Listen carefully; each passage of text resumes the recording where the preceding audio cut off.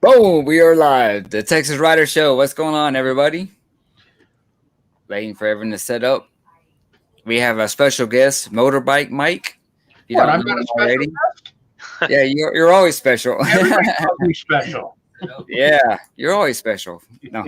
Absolutely. I'm glad I could join you tonight. He was a midlife bike. That was his old name. He changed it to Yeah, Motorbike Mike. rebranding. Yeah, Yep, new rolls branding, off the tongue everything. better. So are you gonna have a different logo, or are you gonna? Yeah, I'm gonna redo that.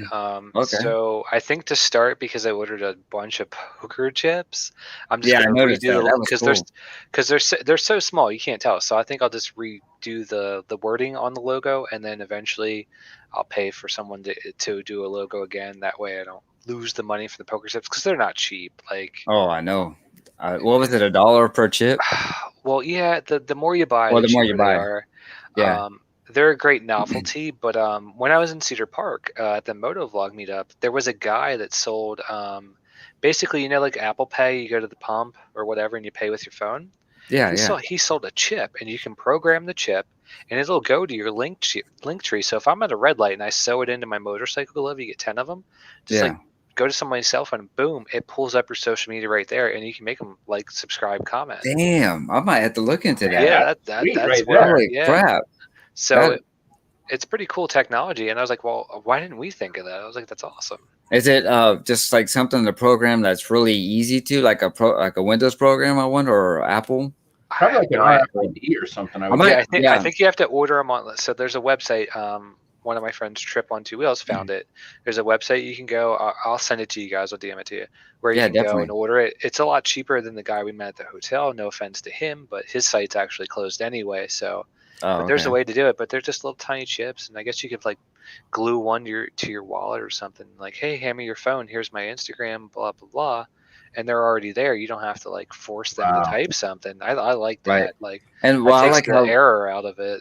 yeah, or like your chips where you can, on the most Apple phones where you can hold the camera up and it shows you, it goes to the website of, the barcode, Yeah. something like that. I like how you did that on your chips. We do that. They have those here where a couple of the restaurants we go to, they don't even have menus anymore. They only have their QR code, yeah. their scan barcode. And I'm an old guy, so I'm like, hey, I want a real menu. Right? I want something that's tangible. I can touch, turn. Well, I can't right? see them on my phone. It's like, What's going on, Ricky Barbamoto? He's actually really nice. I met him in Dallas at the Moto Fest, and he just started, I think, like 2 months ago, and he's already like almost 300 subs, and his videos have got like over 10,000 views. oh wow, that's Oh, wow. GRD here. Mr. GRD's here. What's going on? I haven't seen you in a long time. He's out of Florida. He's another rider. Yeah, he can only take us in small doses. I I don't. guess so. Yeah, I know, right? So Awesome. cool. So tell us a little bit about yourself. Where are you from and what kind of bike you have and, stuff like that. Sure. Obviously, my name is Mike, Motobikemike. I live in Central Texas, so like Harker Heights area, so near Fort Hood Army Base. I ride a 2020 Iron 1200. I bought it brand new. So yeah, that was one of the bikes I was looking for. I bought it like right after the pandemic hit, so like mid-October, so bikes were scarce. Oh, So yeah. it was between that and the Lowrider S, and those were hard to come by. That's the one I want. Yeah, so I figured, the 1200 is still not a bad bike. I can still keep up. So Now, do you have any different stages on it, or is it just stock right now? So, funny story. I have the full stage 1 ordered. So everything is at my house, but the exhaust from Harley. Okay. The exhaust is on back order, and the funny story is I ordered everything Screaming Eagle because it's still under warranty for 4 Oh, years. nice. Awesome. So the exhaust is actually sitting in a container ship outside of Long Beach. 4 different Harley dealers told me this. I can tell you they're not blowing smoke up my butt, but Oh, wow. Okay. yeah, it's sitting in a ship, and whenever it gets here, it gets here. I've been quoted. It's now going on 4 months. So instead of waiting, I'm gonna put the air cleaner on, the Screaming Eagle tuner on, everything else I ordered. So Yeah. until I get That's the exhaust, awesome. so at least it'll breathe in the front end, just not the back end. So. Yeah. Will you have to reprogram twice. Yeah. Yeah, because when you put the exhaust on, you'll have to reprogram your tuner. Well, the Yeah. cool thing now is, right, a lot of like the stage ones now are phone app, right, where you can just change everything off your phone. Not Harleys. Harleys, you need a Windows like 7 or 10 laptop, and you need Oh, really? a serial port. Yeah, it's so old school. Wait, a Because serial port? that must Yeah, be serial port. Damn, Yeah, you guys, it's crazy. if I because the I'd have to get an adapter to USB just Yeah, to put right. a serial port out there. Yeah, luckily my laptop still has that. Yeah, because one of my other neighbors has I think it's a 2019 I think it's the limited, and he bought, of course it's not Screaming Eagle, it's a different one, and you know, because he's not worried about the warranty, he he can change everything from his phone through the app and stuff like that. So I wonder if that's the difference, Screaming Eagle versus, I'm not sure what brand name it was, but it was. That sounds like the Vansenine Fuel Pack 3. Actually, I think that's what it is. Actually, that sounds right. Yeah, my friend Andy that showed up late to the MotoFest. He came. He had a Softail Heritage Classic that we put the 107 kit in it, and then 3 weeks later he got it totaled. I was supposed to go on a ride with him, and I didn't because I had something come up. But at the same time, I probably would have got messed up too. Some guy had those like big jerry cans full of water, and they flew off the back of the truck. Ooh. Hit his engine guard, it bent his frame tab, and I was like, man, he spent 3.5 weeks. I spent one night, like 8 hours, helping him get the pistons and the cylinders, and he just got it tuned and everything, and then it got it totaled. So now he's got a 2021 Road Glide Special. Oh, okay. So it's billiard red and black with the chrome. So that's nice. Yeah, so he came out all right from it.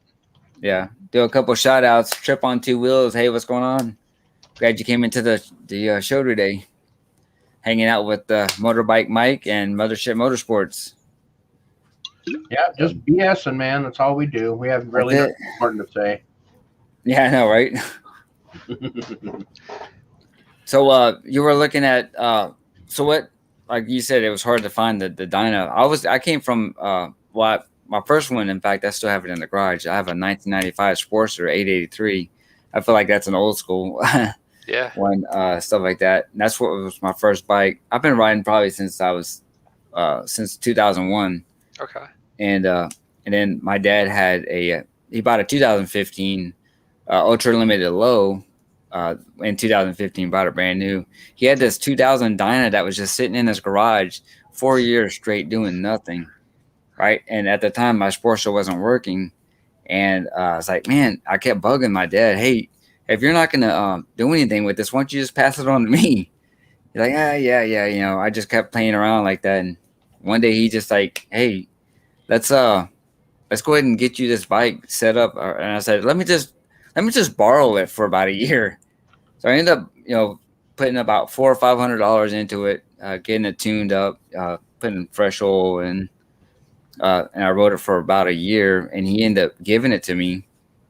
And I wish I kind of kept that bike. It was like a kind of original. It was real nice. It was red, white, and blue with the blue Harley Davidson logos as the stars, you know, as the United States flag. And but I ended up trading that one.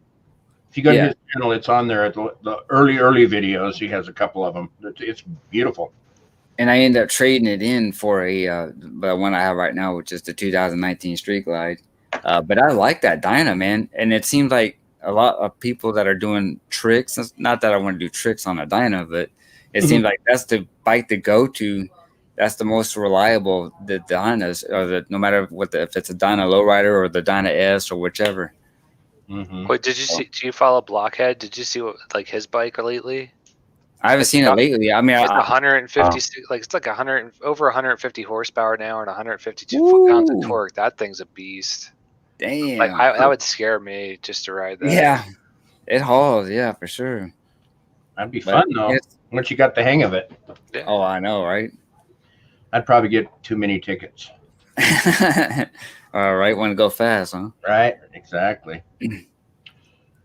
So, is this your first bike, Mike? It is. Okay. So how long you been riding? Yeah, since last October. Oh, okay. Oh, okay. Cool. Yeah, so I just went straight 1200. Oh, there you go. See, and I'm the only legit cool one here because I don't ride a Harley. Rich, you thought about it. You do want to get one though. No, I'm not. We're not talking about that. I have a Suzuki. Okay. Yeah. So I've got to be different. I can't be from Utah or from Texas. I'm from Utah, and I can't ride a Harley. I have to ride a Suzuki. So parody here. That 9 Mills on 2 wheels. What's going on? Glad you came in to the show. I guess these are all your friends, huh? I invited them. I invited everybody, and half those people were at the Moto Fest or at the Texas. I wanted to go, man. I really did meet you guys. It's always fun to meet new people. So is Josh really weird? Like he's puts on his show. I didn't catch the first part of that. Is Josh the same? Shade tree surgeon. Is he the same as he is on camera?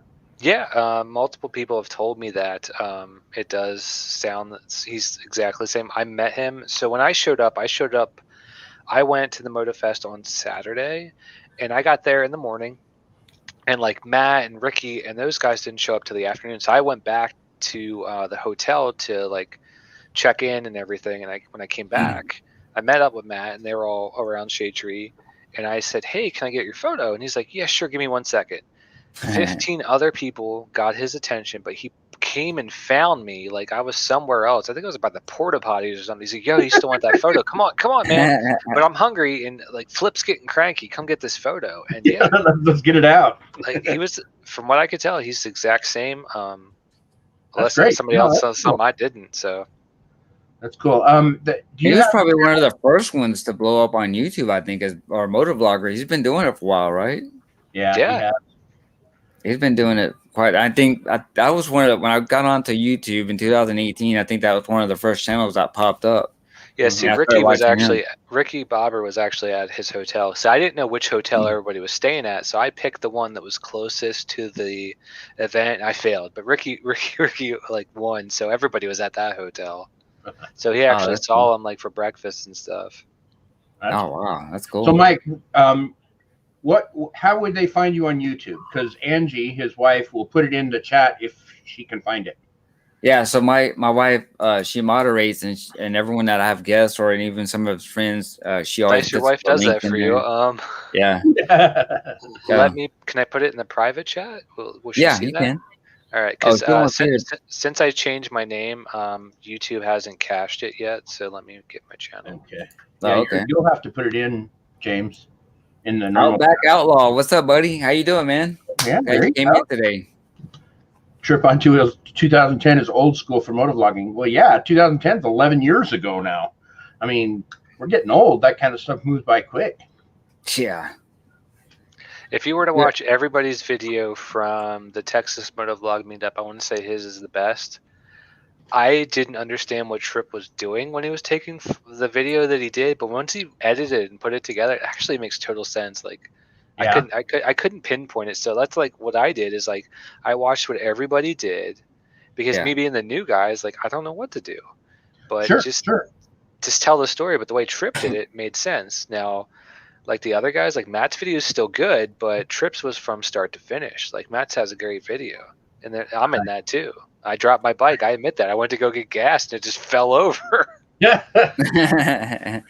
Hey, what's going on, Mills on 2 wheels? How you doing? Good meeting you. Right. Stopping to say hi. Hey, man, how's it going? Glad you came in. Dip out there so you can understand what I'm saying. There we go.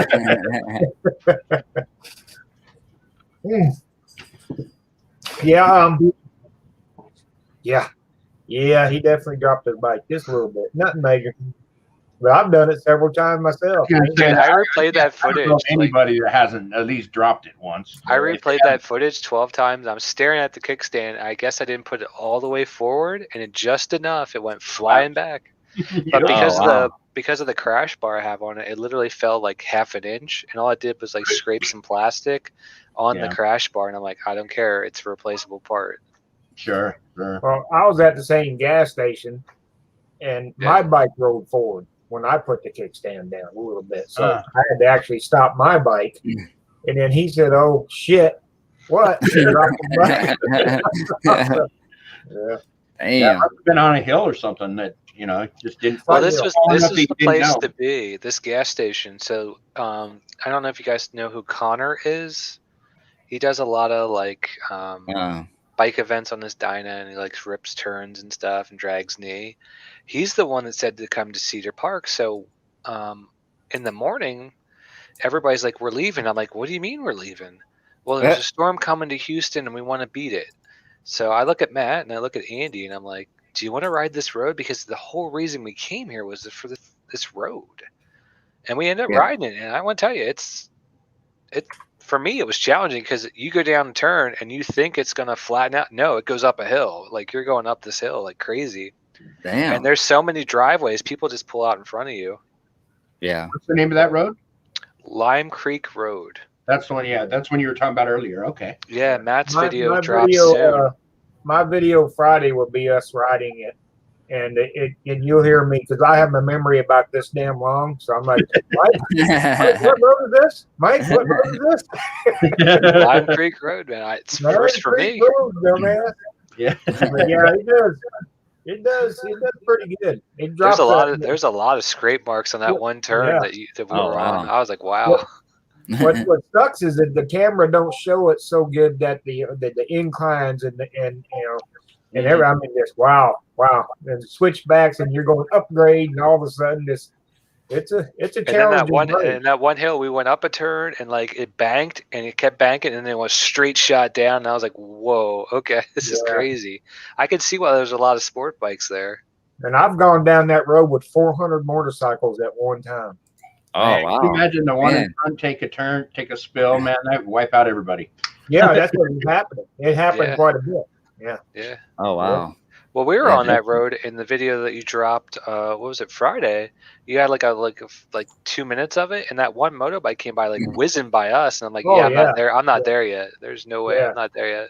Yeah. Hey, and that's the good thing is that because a lot of people don't know where their riding ability is, and they do that, and they end up dead, or they end up, taking out quite a bit of other people as well. Well, if you went down on this road, you're either going to end up in somebody's gate because there's a lot of bougie houses back there, like a lot of $1 million homes. Because we were riding, there was Aston Martins coming through.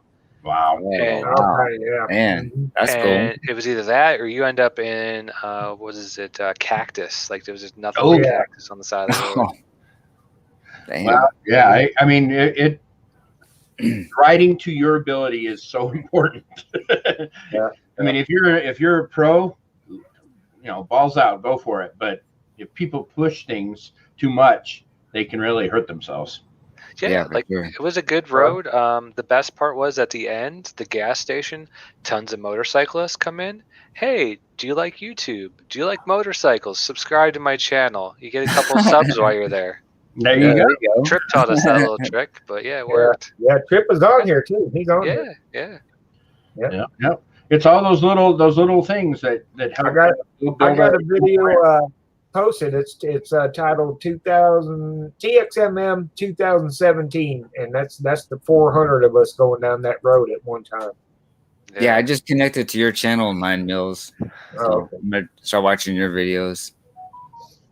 Yeah, I'll do that when I get done. So Outback Outlaw, do you even have roads where you live? I mean, put it in the sand. Yeah, putting in the sand. Yeah, how you gonna? That counts, man. So I'm guessing, are you in Texas too? 9 Mills. Yes, sir. Okay. Yeah, we rode down together. What the hell? Hey, man, this is all Texas today on this show, but. Well, the best part, we didn't know each other like really existed until about a month and a half ago. Like I was at your dealership, our dealership, because I joined the Hog chapter too. I'd just never been, and I'm there and I'm looking. I'm like, oh, that's a sweet V-Rod in one of my videos. And I look after I edit this video, and I'm like, that's Matt. I was like, I that's went funny. past in front of him. Yeah, we didn't know. Oh man, and I was recording at the same time. Yeah. Trip on 2 Wheels, another Texan too. Is he close to you guys? San Antonio area? Oh, okay. That's 2 hours away from me, so that's not too bad. Yeah, we all need to do it. Well, let me know when you guys do another trip. I'd like to. I think we're going to do it a little bit better. I think we'll have a more I don't know, More something with structured? more structure, more substance. Okay. Better planned. Where people can come in on a Friday, then we have a Yeah. Saturday to do it, and then Sunday for everybody to leave. Yeah. Okay. Kind of, rather than everybody show up on Saturday, try to get it all done, and then leave Sunday. Kind of that's what Oh happened. no, man! I bet you it was a pain in the butt, wasn't it? It wasn't a pain, but it was a fun time. Yeah, it was a fun time. I mean, I saw some of your footage. It'd been nice if we all could have done, other, got some good riding in. We did ride, but we didn't do a lot of riding. No, we rode to Buffalo Wild Wings and back. It's a funny story. I sent Trev a photo last night. I was down there again. I had to go to Costco. Like, that's the only Costco near me, and I had to go all the way down there. I was like, does this building look familiar? I was like, yeah, the Baby Hyatt. I was like, yep. Oh, Cool. Yeah. So he said you ride a V-Rod then, Mine Mills? Yeah, I ride a night rod special. Oh, wow, okay. nice. It's very loud. It's the beast. That's awesome. Yeah, my brother had a V-Rod for a while. He's a fireman, and he went and did a custom paint job with fire in the Halifax Cross or whatever. I don't even know, but he had a serious custom paint job on it. But I think he finally sold it. But yeah, he was fast. That was for sure. Many years ago, I held many jobs, and one of them was a firefighter. Oh wow, that's cool. Automatic. Hey, Kathleen Creations, how are you? Good to see you. All right. Trying to. What year's your V-Rod? Night rod. It's an 09. It's an 09. 09. Okay. Nice. Yeah. Hey, Kathleen. So one of the things we wanted to talk about was that new Evolution Revolution motor, right? What do y'all think about that, guys? I'd have to see it, and if the juice is worth the squeeze, I might talk about trading. Maybe. No, not trade. Well, buying maybe another not one? trading. Maybe buying another one. Because I was debating on buying. So my neighbor actually has two Sportsters. They're both broke. All have their issues. They're 280. Both of them are 883s. One has a Dyna front end, which is a little weird, but like I thought about doing like a rebuild series on that and doing like kind of what some other channels have done, but like people love that. Yeah, they love that for the right price. Stuff. But I'd have to see it in person, and I'd actually have to test ride it and take because that's like you said, it's a brand new motor. Right. It's like when the V-Rod came out, there was some issues that came up, and then they fixed it all. So it's like, do I want to be a guinea pig or do I want the cool bike? Right. Didn't they base the Dyna on the Sportster frame or vice versa? I think that's what it is because like they were saying the Sportster, if you wanted to upgrade or instead of getting a Sportster, your next thing would be the Dyna. I think they used some of the Sportster parts on a Dyna frame, I think. Yeah, there was like a little cross compatibility. Yeah, at one time. It's like anything. Like if you look at a Toyota, they use parts throughout their model lineup, so it's kind of the same deal. Sure. Cut costs and use the same parts. You only got to make it once. Yeah, that's it. Well, like the Ford and the Mazda, Right, for the trucks, the little truck. Yeah. Well, now it's like you can't get a chip to save your life. Yeah, that's what. What's going on with that? It's crazy. Yep. Now that the truck prices are so high, someone that can't afford it, Dude, the truck prices are crazy. It's hard to get parts. And even used parts too. Or used cars. Yep, very tough. So have you been riding a long time? What's your name? You talking about 9 Mills? Oh, it's Matt. Matt. Okay. Oh, Matt. Yeah. 9 Mills all the time. So have you been? I've been riding since I was able to walk, just about. Oh, nice. Off road, probably on road. Yeah. Well, here I'll show you. Hang on just a second. Ooh, I gotta watch that live stream. Doesn't that new Revolution? Doesn't it creates 150 horsepower? That's what they said. Yeah, it's 150 horsepower. And then the new, because we were talking about the new crate one not too long on the show, creates 131 horsepower. The 131. The 131. Yeah, but I think it's new tech kind of versus old tech. I think. Yeah. So I think they kind of look. This is supposed to run because the newer motors seem to run hotter. Also, like my Street Glide runs hotter. Stuff like that too. You make more power with it. The warmer it is, you make more power. Yeah. So I keep this picture here, but Right there, the one on the right with that the bigger bike, that's a Suzuki RM125. The yellow one. I was 14 there. And then the monkey that my youngest brother's on that's what I started out on when I was like 6 years old. Was a monkey. Just pass it down the road, huh? Yeah, well, not that. No, that's a newer one, but yeah. But yeah, we did. And then the YZ80 in the center, my middle brother. But yeah, we all rode our whole lives. That's nice. Man, awesome. Reminder. That's cool. Very cool. Yeah. Starting young, that's kind of the way to do it. I mean, you seem to get the most experience that way. Yeah. And there's people like Mike just started, but you know, everybody starts at some point. Yeah. I had a gap there where I didn't ride for a while, for a long time, matter of fact, wife, kids, all that stuff. Yeah, me too. Yeah, same here too. Yeah, life gets in the way sometimes. You have to actually take a step back and put your toys away and take care of business for a while. Mike, so when did you realize that you wanted to start riding? Did you start wanting to ride when you were a kid, or just kind of like all of a sudden one day you're like, man, I'm interested in kind of riding? So when I was 18, I was into the import car scene, like the Fast and Furious just came out. So I had all the cars and stuff going on, and a buddy of mine traded in, I can't remember the year, but it was later on. It was like 2005 or 2006. He had a Hayabusa. Oh, wow. Couldn't afford it, so I bought it off of him. Rode that thing for like 2 months. Heavy. I was scared, new rider. Like I had a cheap helmet, whatever. I end up, I don't know what happened. I took it to the track one time and it blew. And I want to say whoever had it before us had it hooked up to nitrous and all kinds of crazy stuff and took it all off, and it made it look like it was used, but it was never like raced or whatever. Yeah. So I blew it up. So later on, 10 years later, I just like, you know what? My lease is ending. Let me get a motorcycle. I don't have to go to work anymore. Like, let me just do that. So that's what I did. Oh, cool. Yeah. That's awesome. So do you work from home then? I've worked from home for 10 years now. So even before COVID, I've always worked from home. Nice. Yeah, I've just been doing the same thing for like 10 years now. So you doing like IT stuff, or is it? Yeah. So in like 2007, I like found this like obscure piece of call center software, and nobody at the company I worked with wanted to touch it. Like that was beyond them. It was like it was like, it's too good for me. And I've been doing it ever since. I even ended up working for the company for a long time in the San Francisco area, but for remote, and I'd fly out every once in a while. Yeah. So it's like I got to experience San Francisco, but I didn't have to deal with the traffic and all that stuff. Yeah, so, I know. Yeah, right? so I've been doing it ever since. Now I don't work at the software company anymore, but I've worked for another company that bought the software. So it's like one thing after another. So it's antiquated and old, but I still do it. It's still needed. So people still need to be held accountable for when they answer the phone call, like when you call up and complain. So Yeah. That's true. Mike has an OnlyFans, huh? Says you have an OnlyFans. What's up with that? What's I don't want the address. Yeah, you do, Dwayne. Come on now. I don't know what content's on that, but I don't have it. You like to know, huh? Yeah.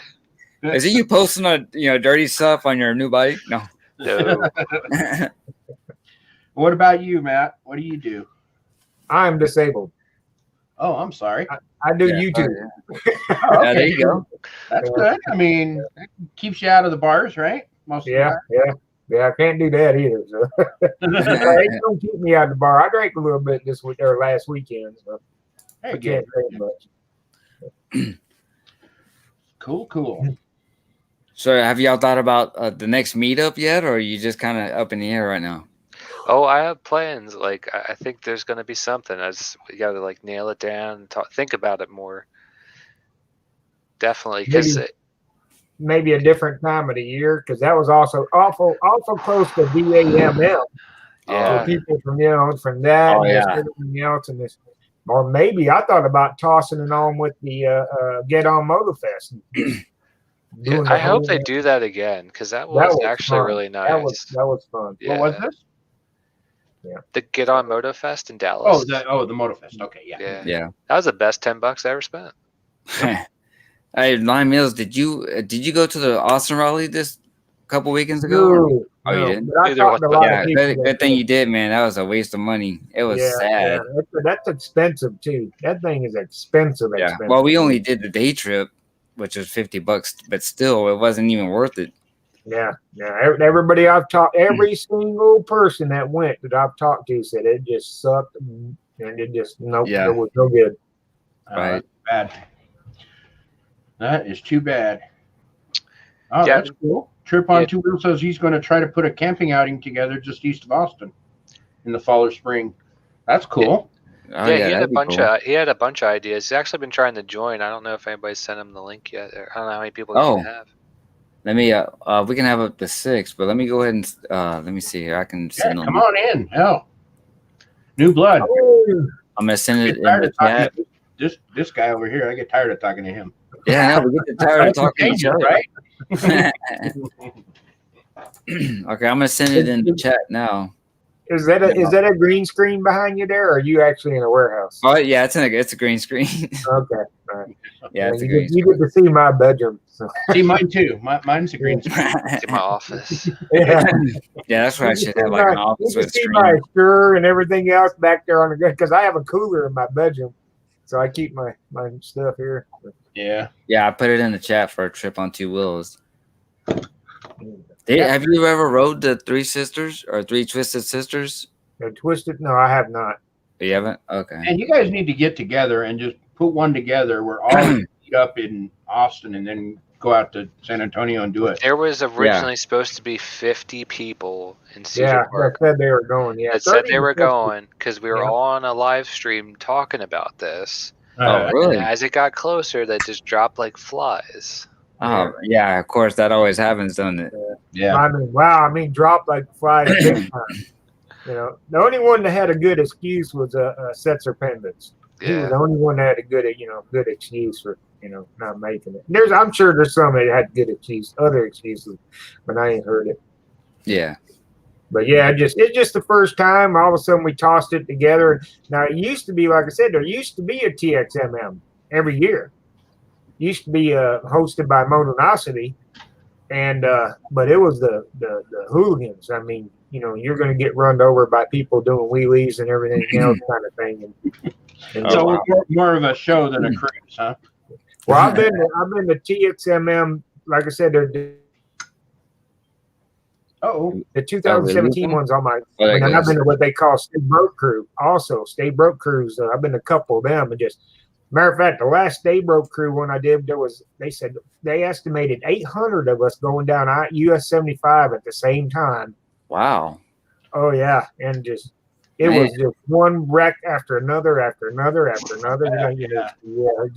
It was bad. Yeah, they had a motor rally here a couple weeks ago. I can't even remember what it was. It was for a cause. I think it was for autism, right? And they had 600 people in bikes, and they only had one wreck. Oh, that's good. But but they probably weren't, stunting going down the highway. They were just. It was just a nice cruise. I didn't go going to, but I decided not to. They had 600 people, and it was. The one I went to earlier this year had 200 people. Yeah, it's going on. Trip on 2 wheels. There he is. Hey guys, I got some really bad lighting here. I got to figure out. That's all right. It's very fun. They if you look also on my deal, you can see that the Stay Broke here. You can see a motorcycle going down the highway with nobody on it. Oh wow! yeah, and it wasn't remote controlled, I'm guessing. No, it's not remote. He was dragging his foot and pulling wheelies and stuff on US 75 in Plano, and then he caught his foot on one of the road nipples or whatever, and he fell, and the bike just dropped back down and just kept on going. And he was trying to catch the bike, trying to stop the bike, and all this stuff, and it was a trip. Yeah, craziness. Yeah, I went down the hour trip. I don't know if you've seen my video of me putting that pirate helmet cover on. Oh yeah, I saw something about that. I didn't see the whole video though. It was less than a minute, but let me tell you what, it was probably 200 degrees in that helmet. Because if it's 150 degrees normally, it was probably 200. Yeah, It was I funny. It was burning worth up. it. I felt for him, man. I was hot. I know he was cooking inside that helmet. Wow, it was hot. Yeah. Why do you think we took the road with all the without the red lights? I was like, we're just going down, man. Oh, let me send a link. Oh, there's two wheels down. He Wheels said down. he's on there. Hold on, I'm gonna send a link now. Ah, We'll get everybody in here. no. Well, he done a live stream last Wednesday, and I got Hunter Honda to come on his live stream, and All right, I just sent the link. Do you any of you guys plan on going to Lone Star Rally in Galveston? I had thought about it. it depends. But I know in October I'll be in Florida for the Forgotten Angels. Well, I think it's gonna be the first part of November. Yeah, November. If I could swing it, I'll go. You know, That's supposed to be one of the biggest rallies in fact over. I love the Lone Star Rally. That's my favorite. I've been to Bike Week. I've been to Leesburg. I've been here. I've been there. And Lone Star, the Rock Rally. I've been to a bunch of them, but the Lone Star, that's my favorite. I think it's better than the Rock Rally myself. You know? Yeah. The funny, I was telling them a story. I went to the very first Lone Star Rally. Oh, did you really? Oh, wow. And it was all right. You know, there was motorcycles and stuff and everything going on and stuff. I skipped a year, so I went the third year, and everybody wasn't expecting what they got. The third year, I went on the last day on a Sunday because that's the only day I could get off. And I thought Galveston was going to fall off into the water. I mean, there's that many motorcycles, and they weren't expecting that. They were out of beer. They were out. I bought the last T-shirt the guy had. They're out of beer. Man, they got wiped out, man. Damn. They were not expecting what they got. And the cool thing is, it's free. You know. Yeah, that's good too. That's you want to park up there, it's only $10. I know you can get a weekend pass for $10. I park right up in there. Oh yeah. There's a section where you can park down the strip, I guess. You know. What's going on, Two Wheel Down Swamp? Yeah, what's going on, bud? How you doing, guys? Pouring a beer to toast with me because none of y'all are drinking with me. I'm drinking with you in a second. Sure.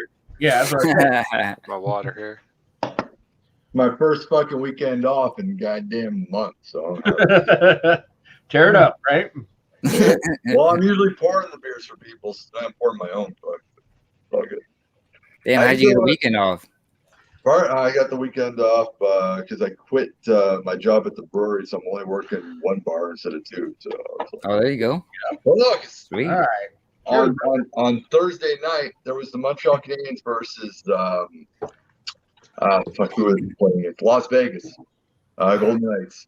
And my boss decides to stay home and not come in, and I'm working the bar by myself. But I told 9 Mills, and Midlife knows the story. I'm working the bar alone. And this is a bar, by the way, that sits 120 people plus. Oh, jeez. Damn. Plus an outdoor terrace. I don't know what you guys call an outdoor terrace in America. What do you call a terrace outside? Like an outside balcony for a bar. What do you guys call it? Yeah. Just like porch, you know. Porch, anyway. Patio. Patio. Yeah, patio. That holds 75 more people. Jeez. Wow. And you're by yourself. Yeah. The bar, because of COVID, closes at 12:15 closing hour. I left that morning at 3:30 in the morning. I got home. Damn. The next day, I look at my schedule. I see my schedule says I'm by myself again. Oh my goodness. Yeah. So I told everybody in our chat. We have a chat. Midlife's in it. Matt's in it. Called the Horde. I told them if they schedule me by myself again, I'm quitting. And I did. And so I said, "Fuck y'all. My name's Paul, and I'm gone." And sweet, man.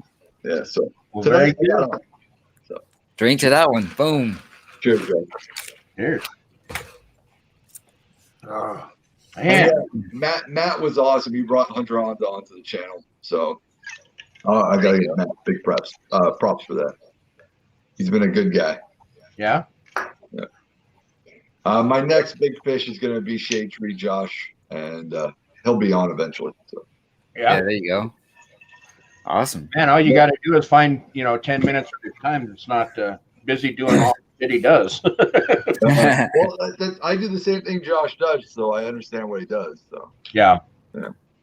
Yeah, because he had during the COVID, he had to quit, doing the bar thing, and then he went Right. full time with YouTube, stuff like that, and He's he's got been his doing really garage. good with it. Well, I'm Upstart having the garage exact and same issues. I got my channel going and started getting popularity and started getting steam.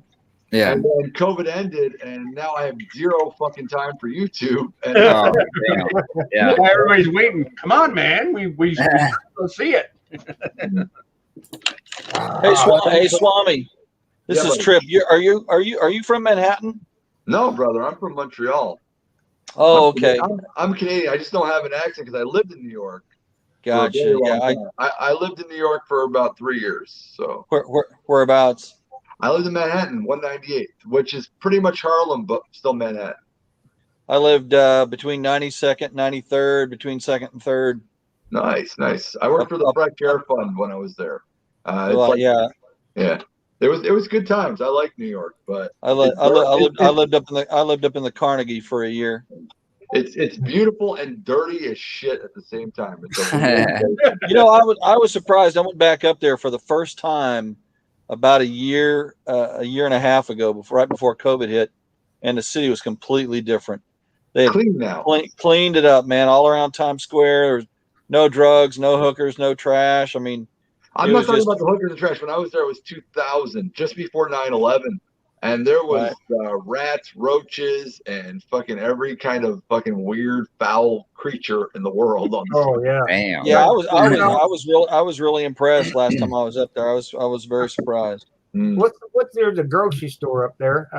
Ajax? No, what the hell is it? Acme. A&P. Yeah, Acme. And I was at their warehouse just across the river in New Jersey, and I seen rats inside that damn warehouse. If 10 of them were to got together, they could have tackled a man and dragged him off. I mean, well, don't fool yourself. There's rats in every grocery store warehouse.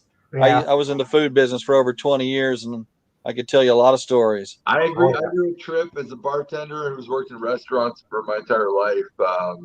You never want to know what goes on in the back. That's all I'm going to tell you. Right. Yeah. I'm sure. Yeah.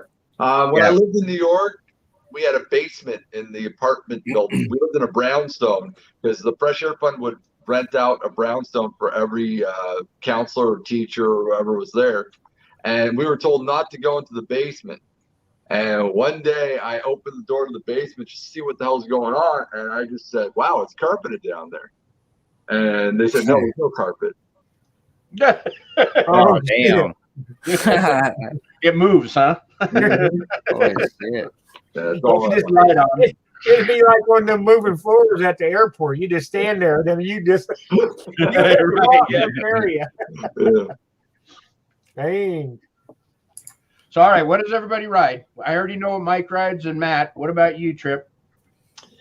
Well, I've got 4 bikes and 2 scooters, but the ones that I ride the most, well, they're all used, and I bought them all at very reduced prices, so don't be too impressed. Yeah, that's what I do too. I've got and they're all paid for.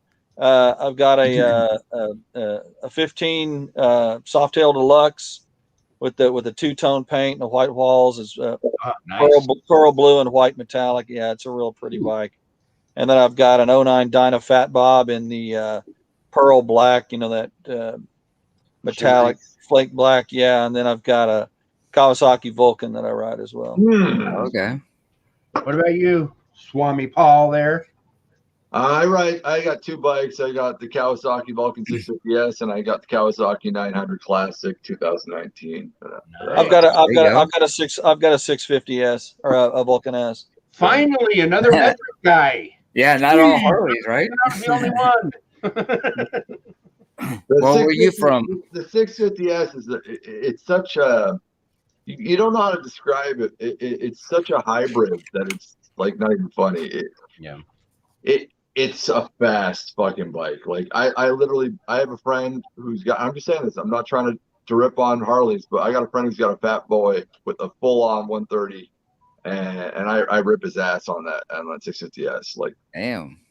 Yeah. Oh, he has the 131, I guess. Yeah, and I kill him. I'm just being honest. He'll kill me on the straightaway. Like once we get up to speed. Yeah. But I'll rip them at the red light. There's Yeah. no That's the Right, great yeah. thing is there's, I mean, every bike is good at one point or another, you know. It's a fun little bike. But Yeah. awesome. You can do wheelies on it. So Sweet. Hey, that's all that matters, right? yeah, stock though. Like you don't. Yeah, that's good. Yeah. Oh yeah, you almost do them by accident. I tell you that the one thing that I didn't like about the Vulcan S is how twitchy the throttle and clutch were down in the first and second. They put a different cam in it. That same engine is in 4 Kawasaki's. It's in the Z650, it's in the Versa 650, and it's the Ninja 650. Yep. And they each have 4 different cams in them. But they didn't tone this one down enough, and the way I took and smoothed out the power band, made it less twitchy, is you put a booster plug on it and an aftermarket exhaust. I've got an Aero Rebel on mine and a booster plug. It makes that bike just a dream bike. And my mileage actually went up a couple miles to the gallon. It spreads out that power band, so you've got good acceleration between 0 and 80 all the way up. So that's awesome. Nice. Yeah, but because I ride the Vulcan 900, which is a very linear bike, I like the 650 for the torque. So I kind of like that extra little punch on that fucker. So yeah, I always joke that if the Vulcan 900 had 300 more cc's, a 6-speed, and ABS brakes, I'd have 2 of them in my garage. Yeah, they're bikes. The only problem with the Vulcan is, again, Kawasaki choking the shit out of their bikes, which it's always sad, like, because especially when like emissions, you mean? Like emission choking it out, or? Yeah, it's the emissions. I don't know. Toning it down. It's got a 905 engine, but it rides like a 750 because they choked the shit out of that bike. You end up having to put a power commander, a high intake airflow filter. Everything. Yeah, you got to get it tuned. Now it rides really nice, but when I first bought it, it rode like a 750. Now it rides like a 1000cc bike. But sure. Damn. Yeah. Sure. Well, I've got a shitload of bikes. When I ride those Suzuki VS 1400 Intruder, so that's my bike of choice right now. But I have lots of project bikes. I just finished putting together a CB 650C 1980. I have a 79 XS 1100 that's on the bench now. Oh man, that XS, the XS 1100 used to be the fastest production bike in the world. Yeah. I had a friend named Dana. I can't remember his last name, but this was back when I was in school at UT in the early '80s. We used to ride. Man, that thing was a hell of a fast bike. The XS 1100 is a monster. They have a lot more potential than the stock version. I mean, you can do a lot to them. I mean, massage the heads a little bit, give it a little bit more air, and it'll really run.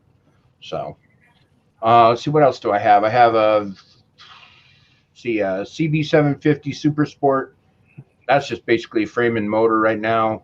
I've got a KZ 1000 that I'm working on. What else do I have? I have another one. Oh, I have a V45 Magna. I'm not sure what I'm going to do with that one. I love those Honda Magnas. The V4s. Yeah. I just started working on that one, so I got and I'm like you, I buy them cheap and just work on them. I enjoy working on them. So, and that my channel, I have a YouTube channel, and that's kind of what I'm doing, is building that XS 1100. So, but yeah, I just enjoy working on them. So I have a bunch. I'm looking in 2022 to either buy British or American. It's one of the two. I'm really, really. It's more my style because I'm not a fan of chrome. I really love that T120 black. So bad. It's such a beautiful bike. Yeah. But at the same time, because Harley's finally started to put out like the Standard and the Fat Bob, and more affordable bikes that actually have some power and it's not just a fucking Sportster. So that kind of made it hard on me because I was really looking at those T120s, but because of the Standard now that came out, that's a nice bike. Now the T120's kind of got a little bit of competition. Even though I don't like the chrome on the Standard, it's still like, it's a nice bike. I think that's the one we were talking about. I saw this when the Softail Standard came out. I was just like, man, that's like a blank canvas. I mean, you can do whatever you want with it. It's just a stripped down, no frills bike, but it's got power plant that's good, and it's got, it's a Harley, so there's a gazillion things you can put on it. Agreed. Like, because I never looked at Harley, and then when the when the Standard and the Street Bob came out, I was like, oh, I could actually afford a Harley now. Yeah. That's not a Sportster, you know. Yeah, exactly. Nobody wants a Sportster. Yeah. No Sorry. offense, offense, Mike. Damn, Mike. no, I'm not trying to be an asshole. I'm 6 foot. I can't fit on a Sportster. Dude, I don't blame you. It just doesn't work for me. Let's see. Ricky Bobby says, Swami said, fuck you, you're cool. Fuck you, I'm not. Nice reference. Okay. I'm Canadian. I'm Canadian to all the Americans out there. I've noticed one thing, and I've actually talked to Matt about this. I've noticed Americans don't like cursing. It's a weird thing. Like Canadians, we all swear. It depends. It's the further north you get, the more it just. Yeah, we swear a lot in Canada. It's just not a thing over here. Yeah. I notice Americans have like an issue with it, and it's a weird thing. I don't think it's America. I think it's individuals. Maybe. The time I've spent a lot of time in Canada, and it's my experience is no different than down here. But anyway, if you're going out, I'm not from Montreal. I live in Montreal, brother, and we swear like there's no tomorrow. So that's why I swear the way I am. I'm French Canadian, actually. I speak perfect French, but I just don't do it right now. But we swear like there's no tomorrow. So yeah. So another bike. Have you looked into the Indians? I love. They have that really flat black Indian that looks good. The Springfield Dark Horse is probably one of the most beautiful bikes. That's what I was saying. Those Dark Horse. Yeah, I like the Dark Horse. Those are sharp. Yeah. But, not sold on the Challenger, but that's just my issue. I'm not a big fan of bearings. So yeah, I'm not either. It goes Kawasaki too. Like I don't like the bearing on the Kawasaki's either. I don't like the bearings on the Honda. I don't like the bearings. I'm not there yet. I don't want to say age. I don't know if it's an age thing or if it's just a comfort thing where like I'm just not into fairing bikes. Like, I'm with you. I'm not. For the longest time, I was giving James a lot of shit about his bagger. I'm not a bagger guy. I mean those bagger guys. It's like riding a fucking recliner. It's like no, the worst one really motorcycle anymore. It's the street glide, or not street glide, but the road glide. It looked like you're in the whole front end is like a ship. That's why I decided to go with the street glide, because it's the smaller fairing. And they have all these different compartments in there, the left and the right. And I'm like, man, you could put a couch in here, you could put this in here, and I'm not ripping on anybody. Just my second bike that I had was the C50T from Suzuki. That was my second bike, and it just had a windshield, and I hated that windshield. Really? Hated it. I used to ride in like any crosswinds. It felt like I was on a sorry, I'm trying not to swear. Oh no, you're good, man. You're not. You're good. Go ahead. Anyways, I felt like I was on like a windsurf board when I was riding. Sometimes when the crosswinds would hit me, and I just hated that thing. And I just picture myself with a bearing, and I was like, no, I can't do this. I don't mind getting hit in the chest with wind. Like I'm on a bike. The whole point I'm riding, wind is gonna happen. So like I used to remember laughing all the time when I would hear reviews of people on bikes like, oh my handlebars shake, oh my foot peg shake. You're on a motorcycle. You're not Seriously. Shut up, man. Stop whining. Of course you're gonna get wind. Well, it's buffeting. I'm getting wind. You're on a bike, dude. The whole point is wind. Like, get a car if you don't like wind. Right? Yeah. No, I'm kind of like you. I do want to get a windshield for my Intruder only because when I'm on the freeway at 80 miles an hour, it wants to lift my helmet off. Yeah. And I don't like to cinch down my helmet, so it's like I wouldn't mind a little kick, something just to kick the air over the top, but no big fairing. Again, it's personal choice. I'm not trying to. Oh yeah, of course. Everyone rides the way they want. To me, I've been bare bones. I've done really, really cross country. Damn, all right, Amber alert! Amber alert! Yeah. I feel like Morse code is being sent out or something else. That's why actually I have a Sportster in the garage right now, 1995 8083 that I need to touch. Do something with basically touch it with the carburetor and stuff. I had a 2000 Dyna that was my dad's at one time, and I kind of wish I had it, but I traded it in for the Street Glide. But I wanted something a little different. But I kind of missed that 2000 Dyna, you know, just because it was different than the Street Glide, you know. Yeah. So it's like having both. When I saw your bike, I liked it. I'm like, dude, you should have sold that to me. Yeah, exactly. So. Oh yeah, it is. Yeah, I'm not anti-Harley. I'm just, you know, I'm very rarely the only guy riding a metric. You know, I'm the only one. So I love Harleys. The problem with Harleys in my country is that I live right next to America, but for some freaking reason, Harley has decided that even though we kind of like build all their engines and all their bikes in our country, we still have to pay a shipment fee or some weird. Oh, is it the tariff tax or whatever? Yeah, that has nothing to do with Harley. It has to do with Canada. It's so all those tariffs are set by Canada. Yeah, it's so weird because we built them here, but doesn't make a difference. Yeah, what you need to do is go across. Let's see, where's Montreal? Go across the border, buy a damn Harley, and ride it home. Yeah, maybe. Well, and then when you're registered for a license in Canada, you're paying the tax, the fees. Yeah, you can't get away with it. I'm telling you, a Road King in the States costs $20,000. The same Road King in Canada is going to cost you $40,000. It's damn. Even though the dollar difference is like 14 cents, we're still still. Yeah, it's ridiculous. Damn.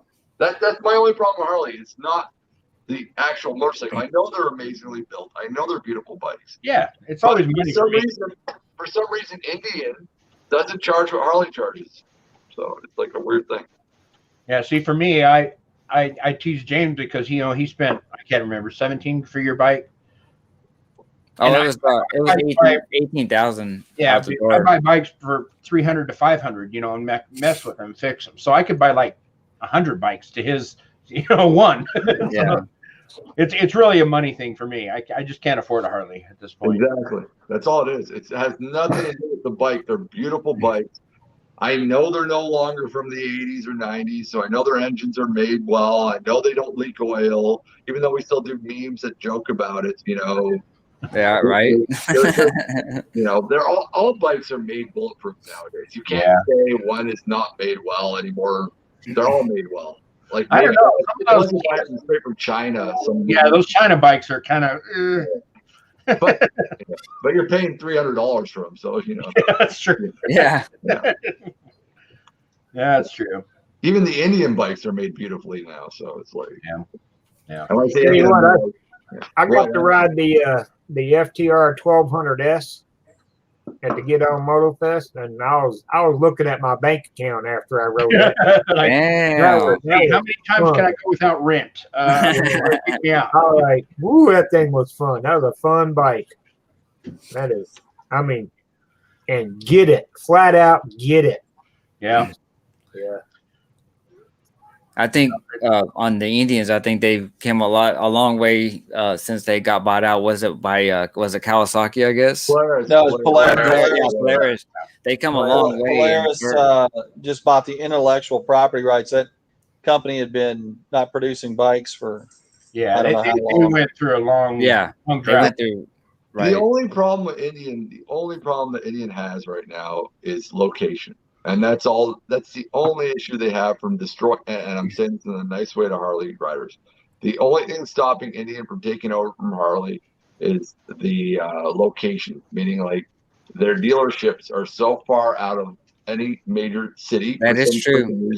I don't know why they do it. They're all like placed in the middle of nowhere. If they would actually centralize, Harley would have a lot of problems. I mean, just in Houston alone. Yeah, that's where we're from, is Houston. There's like 5 dealerships within probably 10 minutes away from each other. Yeah. Just crazy. We have one that's what? We have one Harley dealer. And I had no idea there was an Indian dealer in my town for the entire time it's been here. I had no clue. Exactly. Just recent. Yeah. I don't even know where there's one in Houston. That's because it's Bell County Motor Works. It doesn't really say Indian. Yeah, that's true. Yeah, but they are. We only have one in our whole state. So wow. We only have one in Quebec, and it's in the middle of nowheresville. Yeah, like 2 hours southwest somewhere, and we have 3 Triumph dealerships. We've got a bunch of Royal Enfields. We got a bunch of Harley dealerships. and then you got an Indian dealership way out in the middle of nowhere, and it's like, well, you know, that's how they keep the prices down, is they buy, you know, where they can afford the overhead. I guess. Yeah. They figure if you want their bikes, you'll come get them. And I see a lot more Harley Davidson commercials too on TV than kind of Indian. Yeah, they've done a lot of Yeah, marketing. A lot of marketing. A lot of ads too on YouTube. Yep. And with that new, I guess, the financial used bike program that they just rolled out, I guess, it helps them buy a used one too. So, Right. Well, me and Matt, we got a friend. I think you guys know him, Ben. Ben, who does Bikers, Beers, and Brews. He calls it the photocopy Harleys. But I state, how could you even? I know it's like a joke thing, the grind my gears thing, but honestly, if you're gonna go between a Road King, which costs in America, what's $35,000 for a Road King, probably 32, I think. Yeah. and then you're gonna get a bike that's probably more powerful in the Springfield for $20,000. What are you gonna go with? I go probably cheaper. Just depends on how much you want to spend. Yeah, and it really depends on the styling, because I mean, at that point, that's what you're paying for, is the styling. If you're looking for power, you wouldn't buy a Harley anyway. I mean, you buy some Hayabusa, it's way faster. Because the Springfield's got the same engine as the Challenger. The only difference is that it doesn't have the bearing anymore. Mm-hmm. And that's why, like, I told people ask me, "What's my dream bike? What's the bike I'm going to go for?" I'm like, dude, if I got the money, I'm going for the Springfield. I'm just being honest. The Springfield Dark Horse is just such a beautiful lines on it, everything. It's just a beautiful bike, and it's got a amazing. I've talked to machinists, and they've all said the same thing. The engines that Indian produces are all works of art, and that's machinists that keep on telling me that. Like, so my dad's an automotive machinist, and a couple of Harley guys have brought their heads in, and he's like, I don't want to fuck them up. I can do the work, but if I mess it up, I just can't. So he doesn't even do them anymore. So Ricky Babermoto says, as an Indian owner, all this talk is making him happy. Well, we're happy to accommodate, buddy. What kind of Indian does he have? Do you guys know? Take a guess from his name. Bobber's in the Horde. Okay. Yeah, there you go. He has a bobber. I think it's a bob. It's a Scout. I think. Yeah, he's a Bobber Scout. Yeah. The Bobber Scout, I believe. The Scouts are nice. The only problem with the Scout is if you want to ever turn, you're fucked. Yep, Bobber Scout. He started riding about a month ago, and he started his YouTube channel about a month ago. Damn. Cool. Hey, that's the way to do it, man. Mm-hmm. Enjoy. So how long have y'all guys been doing YouTube? Just out of curiosity. 5 years, me, but I was a whiskey channel for 4, so it's only been 1 year I've been doing motorcycles. Gotcha. I have 2 channels. One I've been doing for about 4 years, but I quit doing that a while ago. I was doing online auctions. And when did I start this one? A year about a year and two months ago. A year and 2 months ago on the motorcycle channel. Yeah. And then I started this channel in 2018, but it didn't get too serious probably till the mid 2019, somewhere in that area. So we're on our 43 episodes. So, and we were doing it every Saturday, but then we were like, wow, this is too much. Right. We ran out of things to talk about, and nobody would come in and talk to us. Yeah. How about you, Matt? I've been over 3 years now. Yeah. I'm just a little over 2 years. Yeah. 6 months. There you go. 6 months for Mike. See, we got all ages here. We got to brand new. All right, let me get me a beer. I'll be right back. All right. I just got to give some love out to Midlife and to Matt. They're my boys. So. Oh, now we can talk about Matt that he's gone. You can't say a bad thing about Matt. He's just the best. He's a nice guy. Damn, I mean, the fridge is only He's the ugliest, goofiest. The fridge is in my room. Matt, you're back. You didn't see you come back. Yeah, Midlife, you wouldn't say that because you know that he's got one on him right now, right? What's that? I got 2 on me. You know what he's got on him. Yeah. I got 2 I on me. don't want to mention what he's got on him. He's got probably 2 or 3 on him right now. Yeah, I got 2 on me right now. Oh, yeah. Damn. In your bedroom? Huh? You never know, man. It's Texas. In his underwear? He's got his underwear right now. Every night he's come on my live show. At the end of the night when we go off air, he pulls out like 3 pieces. That's it.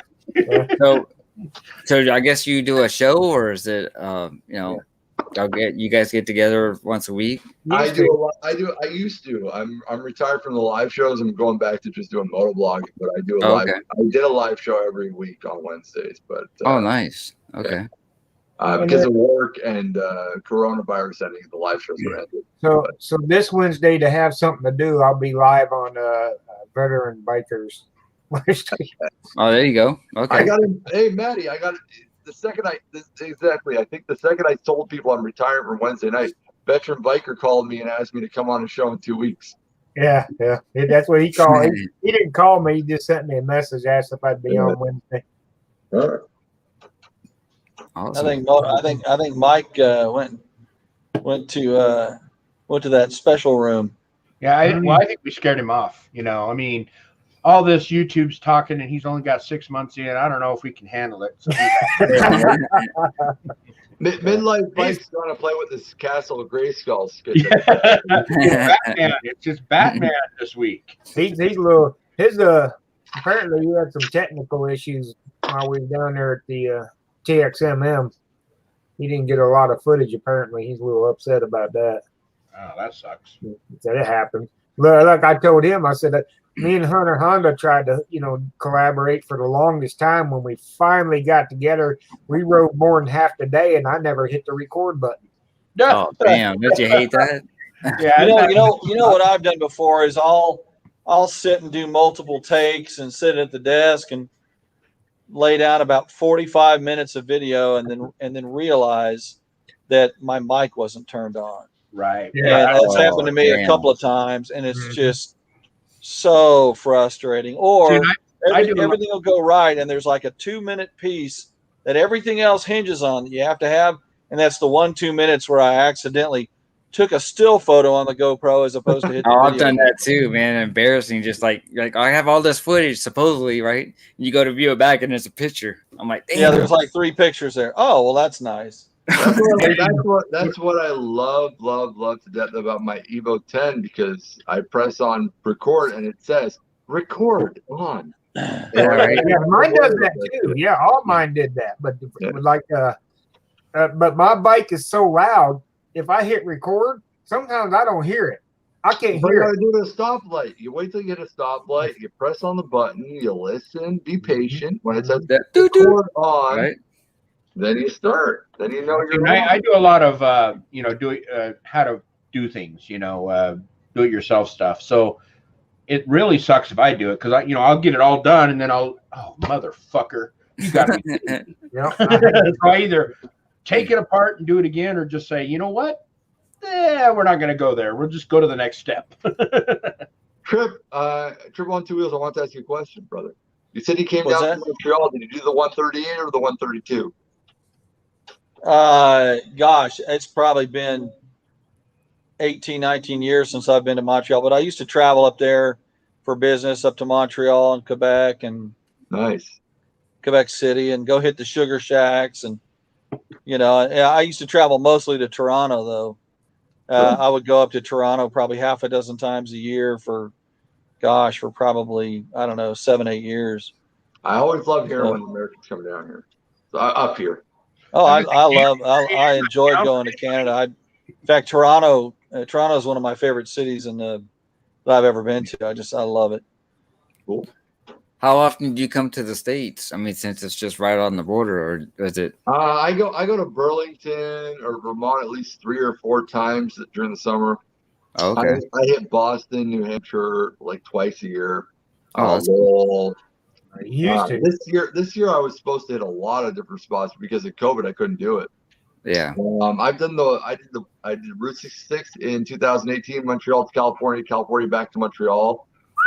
Damn. Yeah. I've done the United States a lot. I haven't done. I'm still wanting to do Montana. I'm still wanting to do Wisconsin. I still want to do the Oregon Trail.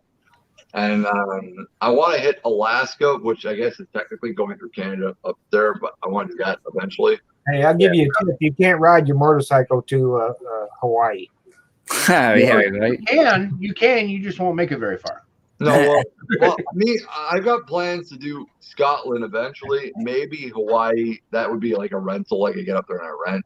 But Scotland's my first fly to destination, rent the motorcycle and do. Is what I cool, do. yeah. I'm a super Scotch fanatic, and I want to hit every distillery in Scotland. Yeah. Oh, there you go. Awesome. Yeah, I heard Wisconsin was a really good riding place to go. You know. Yeah. Well, if you ever come to Utah, which I know is really right at the top. Utah. I did Utah when I did the Route 66, but not a lot of it. When I did Monument Valley, we go through it. So Monument Valley's pretty. Yeah. No, it was beautiful. The little bits of Utah that I saw was beautiful. So. Yeah, we have a lot of really pretty scenery. I mean, we really do. Boy, Mike must have really had to go. Yeah. Well, hey, it was one of those special trips, you know. Yeah, we're gonna have to ask him what he had for dinner. Yeah, right. Yeah, I know, right? Taco Bell again, Mike. Damn it! Make a run for the border, right? He made a run, all right. I ain't gonna rip on Mike. Mike got the Castle Grayskull. I'm jealous of him. So Yeah. So what all? I know you guys have. Well, go ahead. Oh, I was just asking Trip where he's in. Where are you again? Are you in San Antonio area? Yeah, I'm about 2 hours, 2.5 hours south of Matt and Mike. So now, have you ridden the Three Twisted Sister ride or no? You know, I haven't yet. I've ridden a lot in that area, but have I ever ran that route? No, I mean, not yet. It's always been, want to get out there.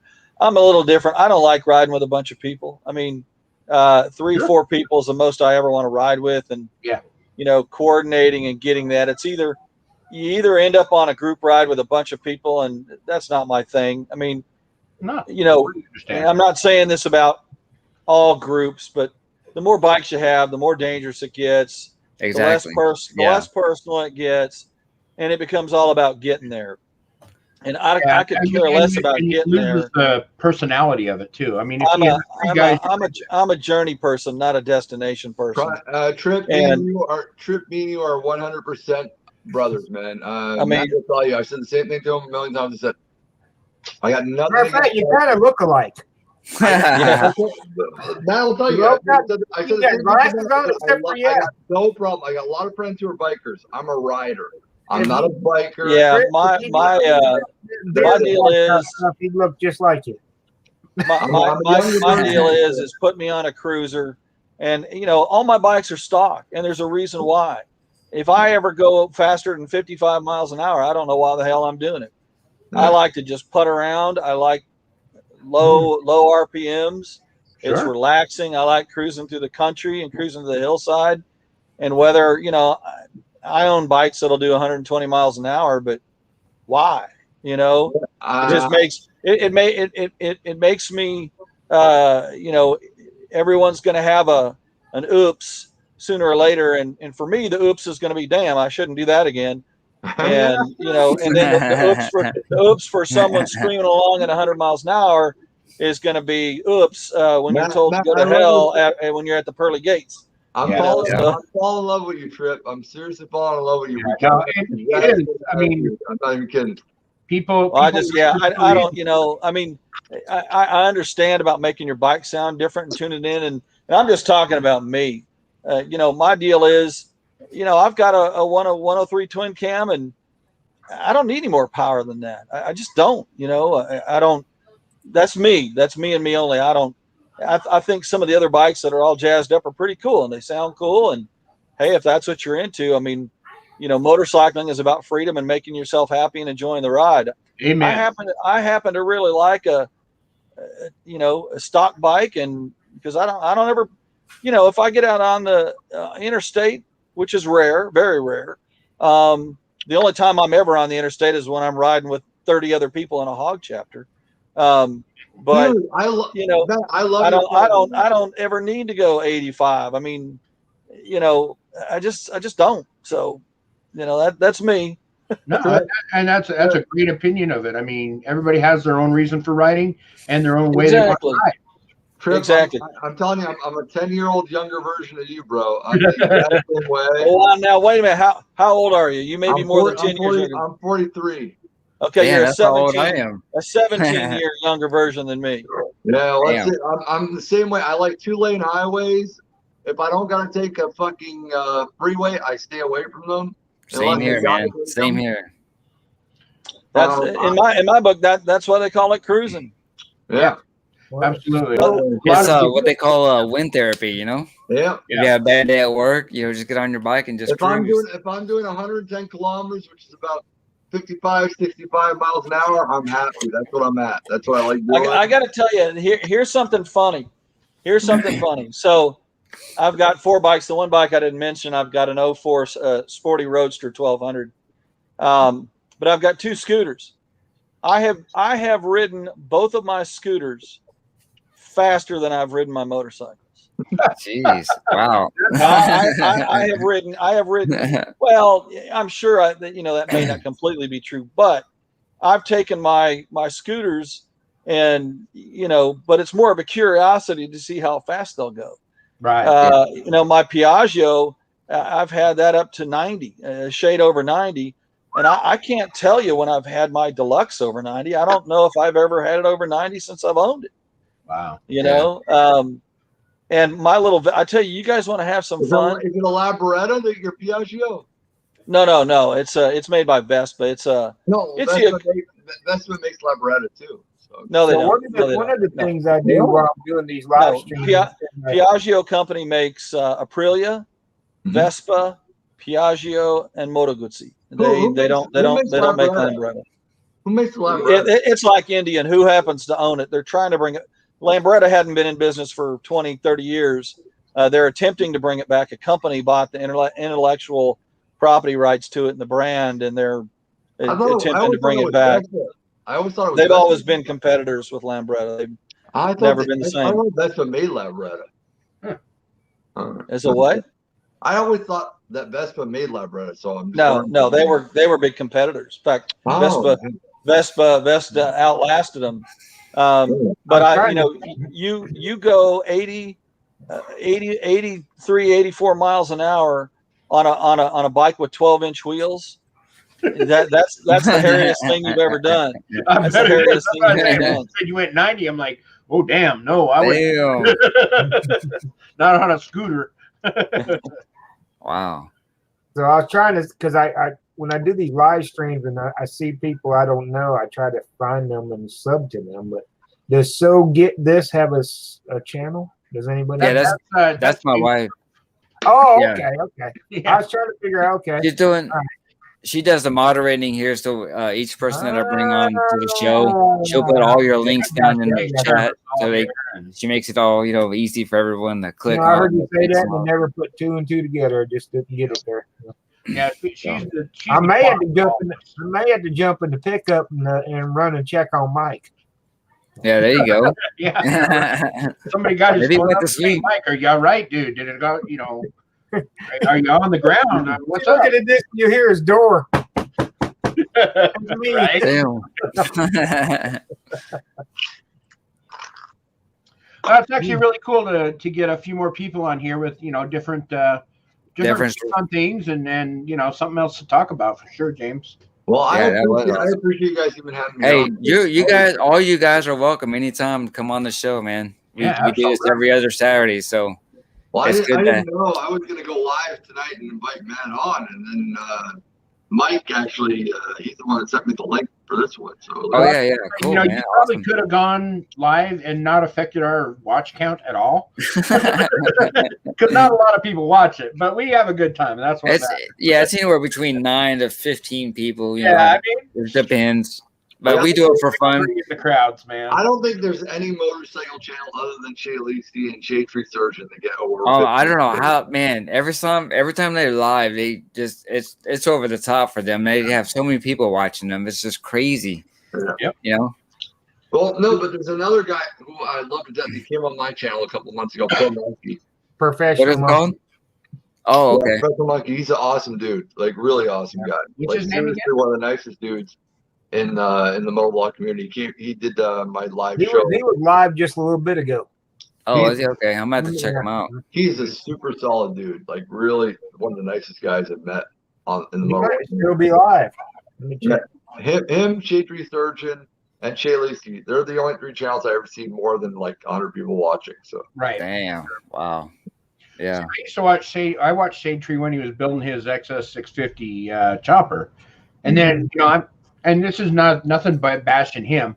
I preferred that part of his channel to what happens now, but I mean I still watch it. It's just different. Well, in what he's done now, and this is no slight to him at all, right? So don't take it that way. He's not a motorcycling channel anymore. He's an over-the-top entertainment channel. Yeah. And I mean, if you think about it, he happens to ride a motorcycle, but his channel is not about motorcycling really much anymore. Shay Lacey's rides a motorcycle, but she is not a motorcycling person. I mean, those are their stages. Trip, I do not try to equate Shay Lacey and Flipna with Shade Tree. I think Shade Tree is his own thing, his own entity. They are family and friends to him. He has created and evolved into. Exactly. He's a standalone personality. If he went and got into, I don't know, cars or something else, he would still. I mean, people tune in for his unpredictability and his personality a lot more than they do motorcycles. You know, so I agree. And he's done a good job of creating a brand. Yeah. Welcome back. Dude, are you okay? Wipe the sweat off your brow there, Mike. I mean, you all right? I have food poisoning. I'm probably not gonna last much longer. There's a new restaurant that opened in town. My son's been looking forward to it, so he went to that restaurant the other night. Ever since I went there, I have been throwing up. I've gotten a COVID test. I don't have COVID. Oh, damn. I have food we were poisoning. teasing saying you went to Taco Bell again, and but hey, Dude, I wish I went to Taco Bell. Stay the fuck away from Chuck E. Cheese is what Midlife is saying to us. No, it was Bubba 33's. Is it some restaurant that just opened? Actually, Ricky Bobber Moto just said I'd watch Shade Tree do a cooking show, and that's the beauty of Shade Tree. No, he's an entertainer. He could do any channel he wanted to and carry it with his personality. Listen, Shade Tree was the first channel that was open to me and helped me out. Mm-hmm. Yeah, that's what I was saying earlier. Yeah, when I first started my channel, that was the first one that came across my YouTube channel was Shade Tree, and I just started watching them from there. And that was probably 2016 at that point, before I even started a channel. Yeah, he's a really, really nice guy. I mean, Josh was the first dude to welcome me into the motovlog community. He was the first one to shout my channel out. He was the first one to like. Really man, that's awesome! I didn't know that. That's cool. So I'm never. He made me cry. Yeah, made you cry. It's not to be mean. Made me cry. He did. Yeah, it's not to be mean. I don't watch Shay Lacey. I watch Flip. I like Flip now because he's the only other half Jewish, half something else biker I know on fucking myself. But like Shay Lacey, she's cool. She's awesome.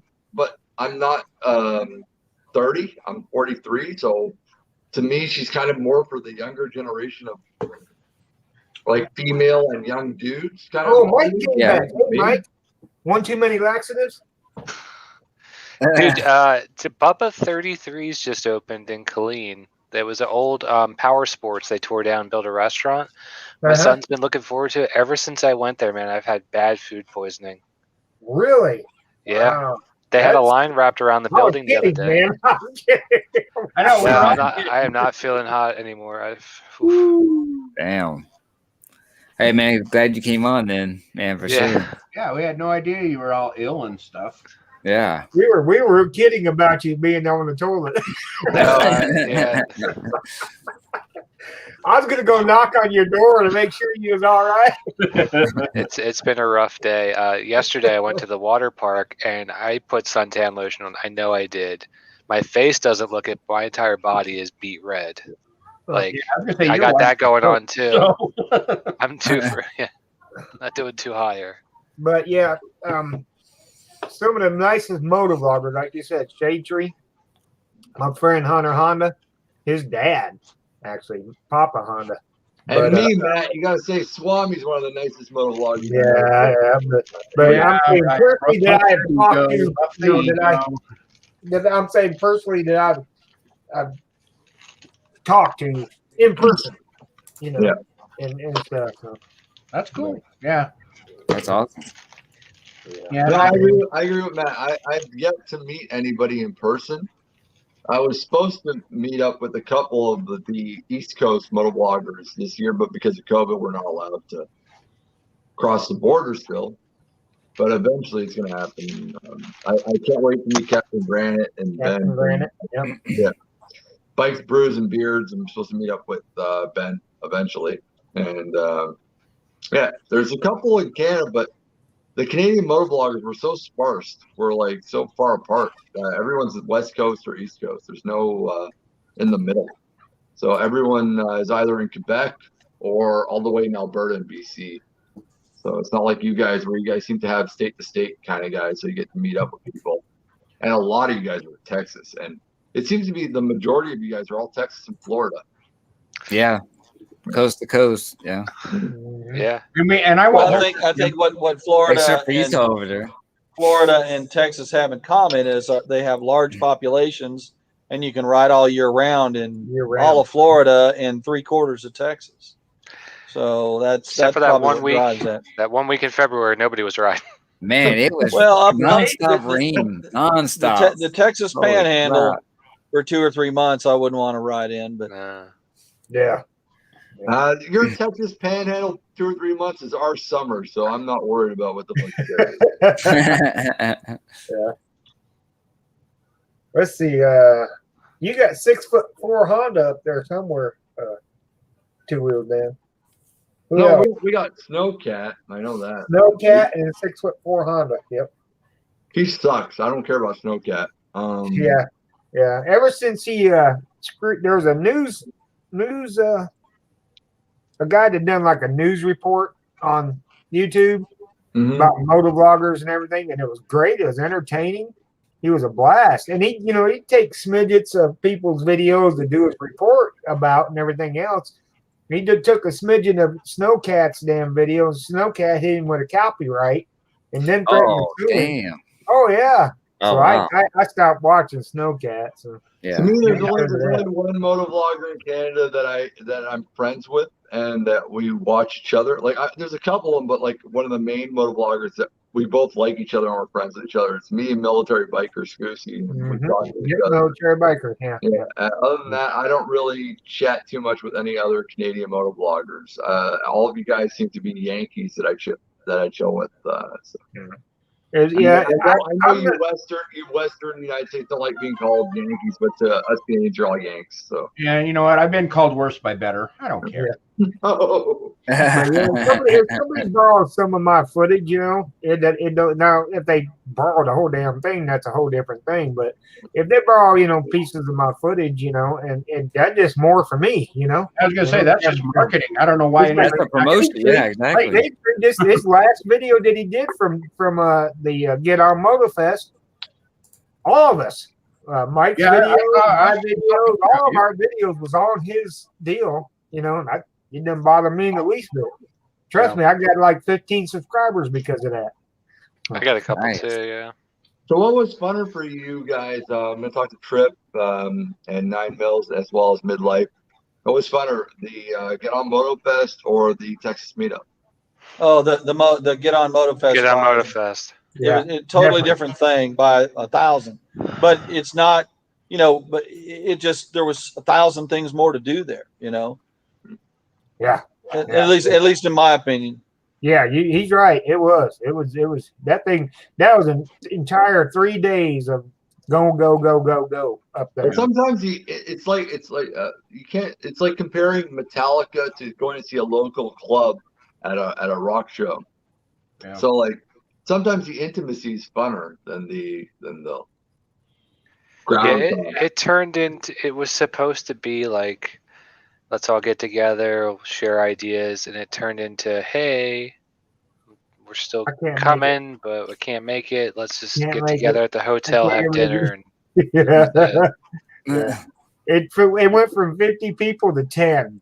Oh. I think we had all total. There were 14. I think 14 people there all total. We had the Buffalo Wild Wings, because nothing says moto vloggers like the Buffalo Wild Wings. That just tells you how much planning there was. Nobody thought to like schedule a dinner or anything. It was last minute.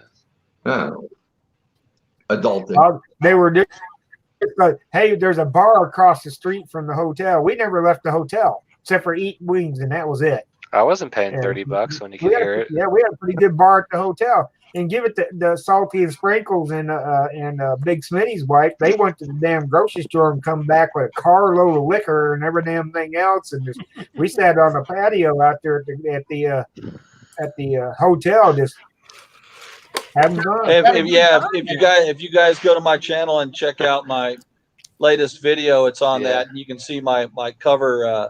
My thumbnail is a picture that shows the big crate of booze they brought. Yeah, that was Hell's on Two Wheels crate. Actually, it came out of the trailer because everything was warm.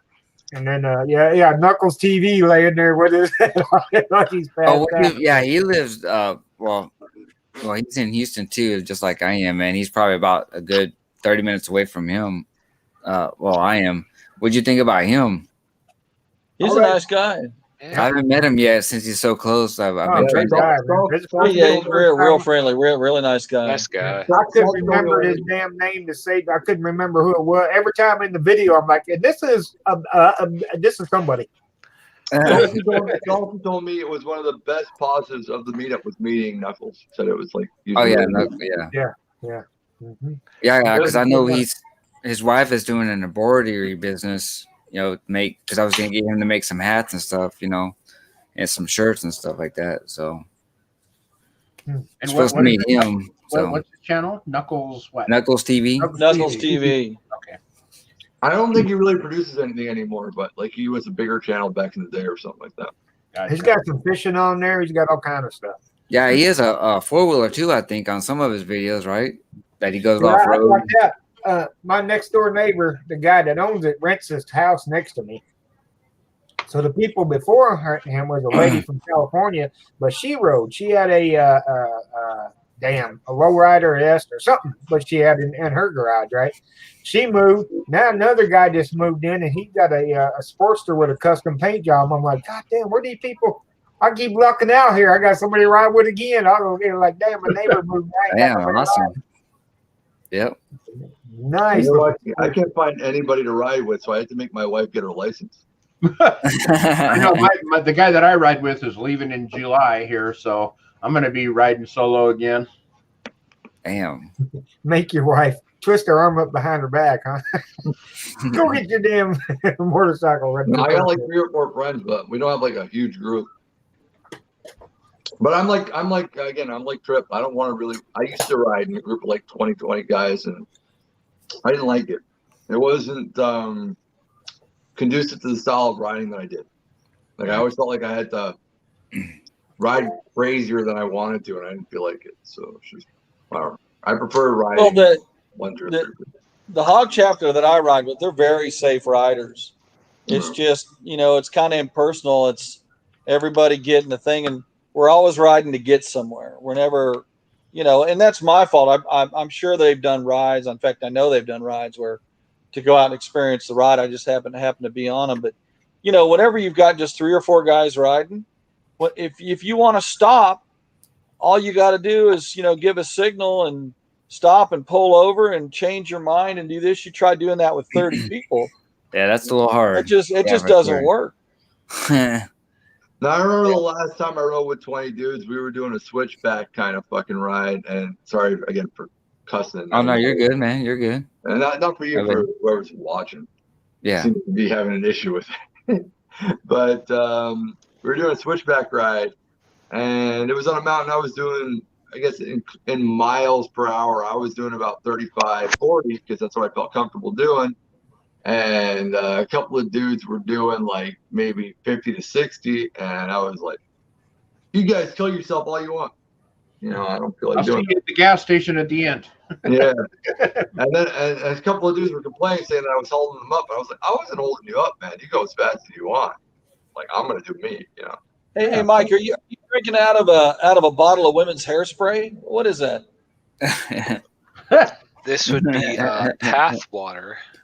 It is. It'd be what? Water? And that's probably worse than this. I mean, Bath water? Path water. No, you're drinking bath water. No wonder you feel sick. Right. Yeah, it's some water paid- bottle company is like $3, but you can refill this. It's like a real water bottle. I was like, for $3, I could stick this in my salad bag. I was like, this works. Oh, you've seen this, Tommy. Is that any good stuff? What do you got going on there? Brothers Bond. Bourbon. Yeah, it's a ball and ball. Yeah. Brothers What are you Bond drinking, bourbon. Trip? I'm drinking Bill Miller's Dr. Pepper. I ain't what I'm drinking. Oh man, they have good Never been barbecue there, there. I'll crack that open tomorrow. My son got me that for my I'm birthday. just drinking beer. He's pretty high end bourbon. He's into bourbon, so should be pretty good. Should be pretty good. Yeah, well, it depends on what you're drinking. Bourbon to me, it's not like scotch. It's not an adventure. Most bourbons, I'd say 95% of bourbons kind of share the same commonality when it comes to taste profile. When you go into scotch, there's an adventure to it.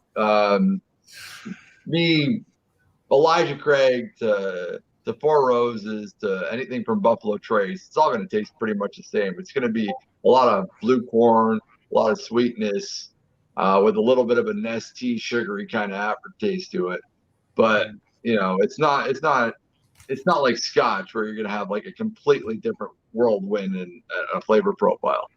Bourbon is, you know, it's easy going. That's why everyone likes bourbon. It's not something that's difficult to understand. It's always going to be citrus, some grass notes, a little bit of maybe metallic notes to it, some sweetness, and that's it. There's not very much to go to a bourbon.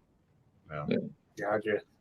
See, and I am not a Scotch fan. I think it tastes like piss water. So That's it. See, a lot of people don't like I've had Scotch. Well, it depends. I've grabbed a bottle of Scotch If you before look and behind spit me, it out. you know what I got going on. Blech. yeah, I I mean, guess you did see everybody's Andy different. chug I a mean, bottle of 12-year-old scotch at the Moto Fest. So I used to live in Alvin, or Texas Rider. Oh, did you really? Oh wow, okay. Mm-hmm. Yep. Damn, I know where that is. Years. Not saying that bourbon's not good. I love bourbon, but Oh, sure. No, everybody's got their taste. to me, as long as the bourbon's over 50% ABV, it's good shit. That's how I look at bourbon. Bourbon to me goes on the alcohol volume. Scotch to me goes on. You can have a 40% Scotch and it's still delicious. To me, bourbon, anything under 50 sucks. That's just my opinion. Well, I've never had a good bourbon under 50% ABV. You know the old story about that bar, that guy that walked into the bar. I think he was from Canada. Probably. I'm a But he snob. walked into the bar and he told the bartender. He says, "I want a shot of 20-year-old Scotch." Yeah.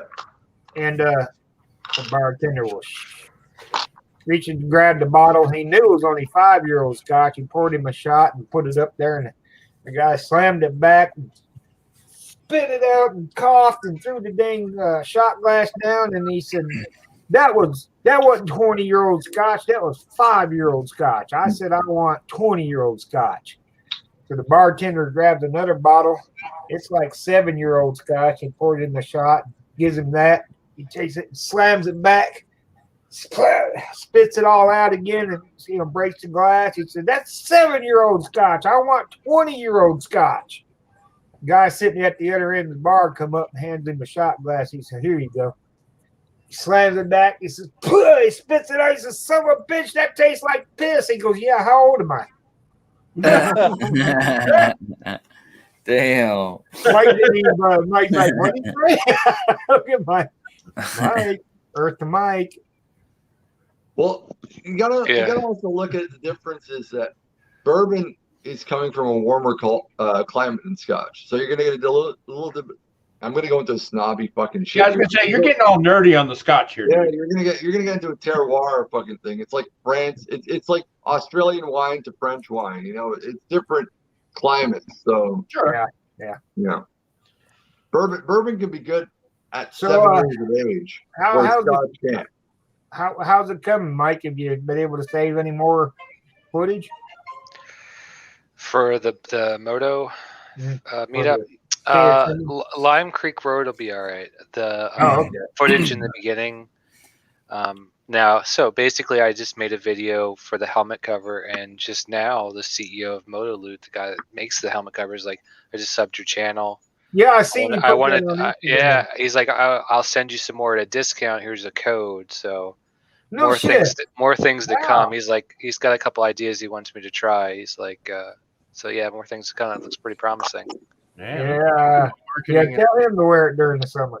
Yeah. Well, I messaged him and I said, hey, during the wintertime, I do a toy run for a bunch of local children's orphanages. And I'm like, can we get a couple? And he's like, well, what are you talking about? I was like, so I sent him my 1-minute video tonight. He's like, I like what I saw. I subbed your channel and let's talk further. So I was like, all right, cool. So he makes an elf one. A Santa one's out of stock right now, but he has a pumpkin one for Halloween. That one could be cool. So yeah, you're the man. You're about to blow up. Yeah, exactly. I could be that guy that stops at red lights and starts dancing. Dummy for everything. One TikTok. Just need one good TikTok. So I'm gonna be calling you up and asking you your secrets, man. I mean, look at that one guy. He was on a skateboard drinking cranberry juice, and now he's hanging out with Snoop Dogg and Martha Stewart. That's all it takes these days is one good day. I'm gonna change my channel name to Motobike Matt. I bought that domain name. You can't take it. How about Fix a Flat Matt? There you go. Hey, how about Doormat? Doormat. Doormat on 2 wheels. You're Evo, Swami. Does it double record? Who? Your Evo. No. Oh, yeah, it does. It records in like a lower. When you put your SD card in the computer, then you got two steps. I got the lower rate and the higher rate, and I get to choose which one I want. See, I talked with them at the Santa people at the MotoFest, and they said they never heard of that. That's the first they've heard of it. That somebody said that it was double recorded. Mine doesn't do. It's got an A and a B. That's exactly it. And then I talked with Salty and Sprinkles. They got one, and they use the same thing. And he said, "Yeah, mine double records too." Yeah, I don't think a lot of people know what the fuck they're talking about, honestly. So, but they're trying to do something because my damn audio sucks. My audio sucks. My audio is great. I never have an issue with my audio. Everybody, Whiskey Chaser's audio is good. Salty and Sprinkles audio, your audio is good. Everybody's audio, but I have switched out my mic so many times. I think it's your voice. I don't think it may be. I watched one of your videos and there's some crackling. It may be your mic adapter, but I don't. If you're using different microphones, it's probably the connection point between. Yeah, that's what I'm thinking. It's the camera because I done the whole setup. I mean, from the camera back and all. It can also be Matt that as a motovlog channel, I don't give a fuck about my audio at all. And if people want to complain about wind noise, it ain't wind noise. It's crackling. It's a popping. I'm thinking it's picking up the pipes. I was thinking that, or there's some kind of electrical interference by your bike. I watch all your videos, man. I never heard of an issue. Huh. It's fine. I've never watched any of y'all's videos, but I will. Help me hit 2,000 subs. I'm almost there. All right, yeah, man. Everybody here on this new panel. 30K. All right. Everybody needs to subscribe to me. I'm trying to make a landmark too. Trying to make it 50 grand or what? 30,000. I'm getting close. 30,000 subs? Yeah. Trip? Yeah. 147. Dude, I'm going to sub to you right now. I didn't know you had 30,000 subs. None of us did. Till he walked in the door. I might be already subbed. I knew he did. I did I've not been watching I him for a did. while. Well, I saw his video about the Sportster exhaust between the two, and I was like, I've seen this video, and I'm like, that was you? I keep on intending one of his videos. I'm gonna buy the adapter for the trickle charge thing. I got to do that. Oh, the $10. You know, Yeah, the sad thing is everything on there due to COVID and shortages. You know, out of those 5 things I recommended, or I think there were 6 things. There was a bonus. Half of them are over $15 now. It's kind of crazy. Yeah. Yeah, since I got a trickle charge on my battery and then getting that little adapter thing that'll plug into my camera to charge it up while I'm going down the road is pretty damn neat. Yo, Maddie, how long did you guys stay after I went to bed on Wednesday night? Oh, on Wednesday night? I think Yeah. it was like 1 o'clock in the morning, man. After I took off, you guys Yep. stayed on for like 3-4 hours after I left? Yeah, we were there a while. Who was it? Hunter Honda had to go to work. Who was it? The other guy? God dang it. It wasn't Dyna Guy Greg, the other one. Oh, Sinister. Sinister. Yeah, Sinister Clutch was going, I got to get up in 3 hours. He kept on doing that stuff. I got to get up in 3 hours. And I got to get up in 2 hours to go to work. You know? We kept on going, man. We were having so much fun just yakking back and forth. I had to go to, I didn't have to go to work till the next day at 6 o'clock, but I was fucking exhausted from the night before. So normally I'll party with all you guys all night, but I was like, fuck, I thought maybe you guys would stay on 30 minutes after I left. And then I found out from it was 4:31 o'clock in the morning. Yeah. My time. It was damn near 3 a.m., you know, with them over there in, you know, DC in that area. Well, Hunter was a fucking awesome dude. I was really happy to meet him. He was a really nice guy. Yep. Just another one of them big time YouTubers that's pretty damn cool. Hey, I didn't see my sub count go up any. I think you're lying on me, Swami. No, I have on my phone. I can't sub to you and be on here. When I get off, I will sub somewhere. Yeah, that's what I'm gonna do too. I'm just kidding. I'm just kidding. Yeah, he's at 30,000, I think, isn't it? Trip. Close. Yeah, I'm close. Yeah, like, 29. You have enough subs. I'm not giving you any more. Okay. So, Whatever- Trip, are you whatever- doing this as a full-time thing, or is this like kind of like part-time? Well, I got to be real honest. The bigger the channel gets, the more Yeah, full time I'm going. I've the last 3 months I've done it. Well, since about January 1st, monetarily, it's done very, very well. Yeah. So, are you? Because I have friends once you pass 10,000 subscribers, it's no longer fuck you funny money. It becomes actual real money. Like I've got.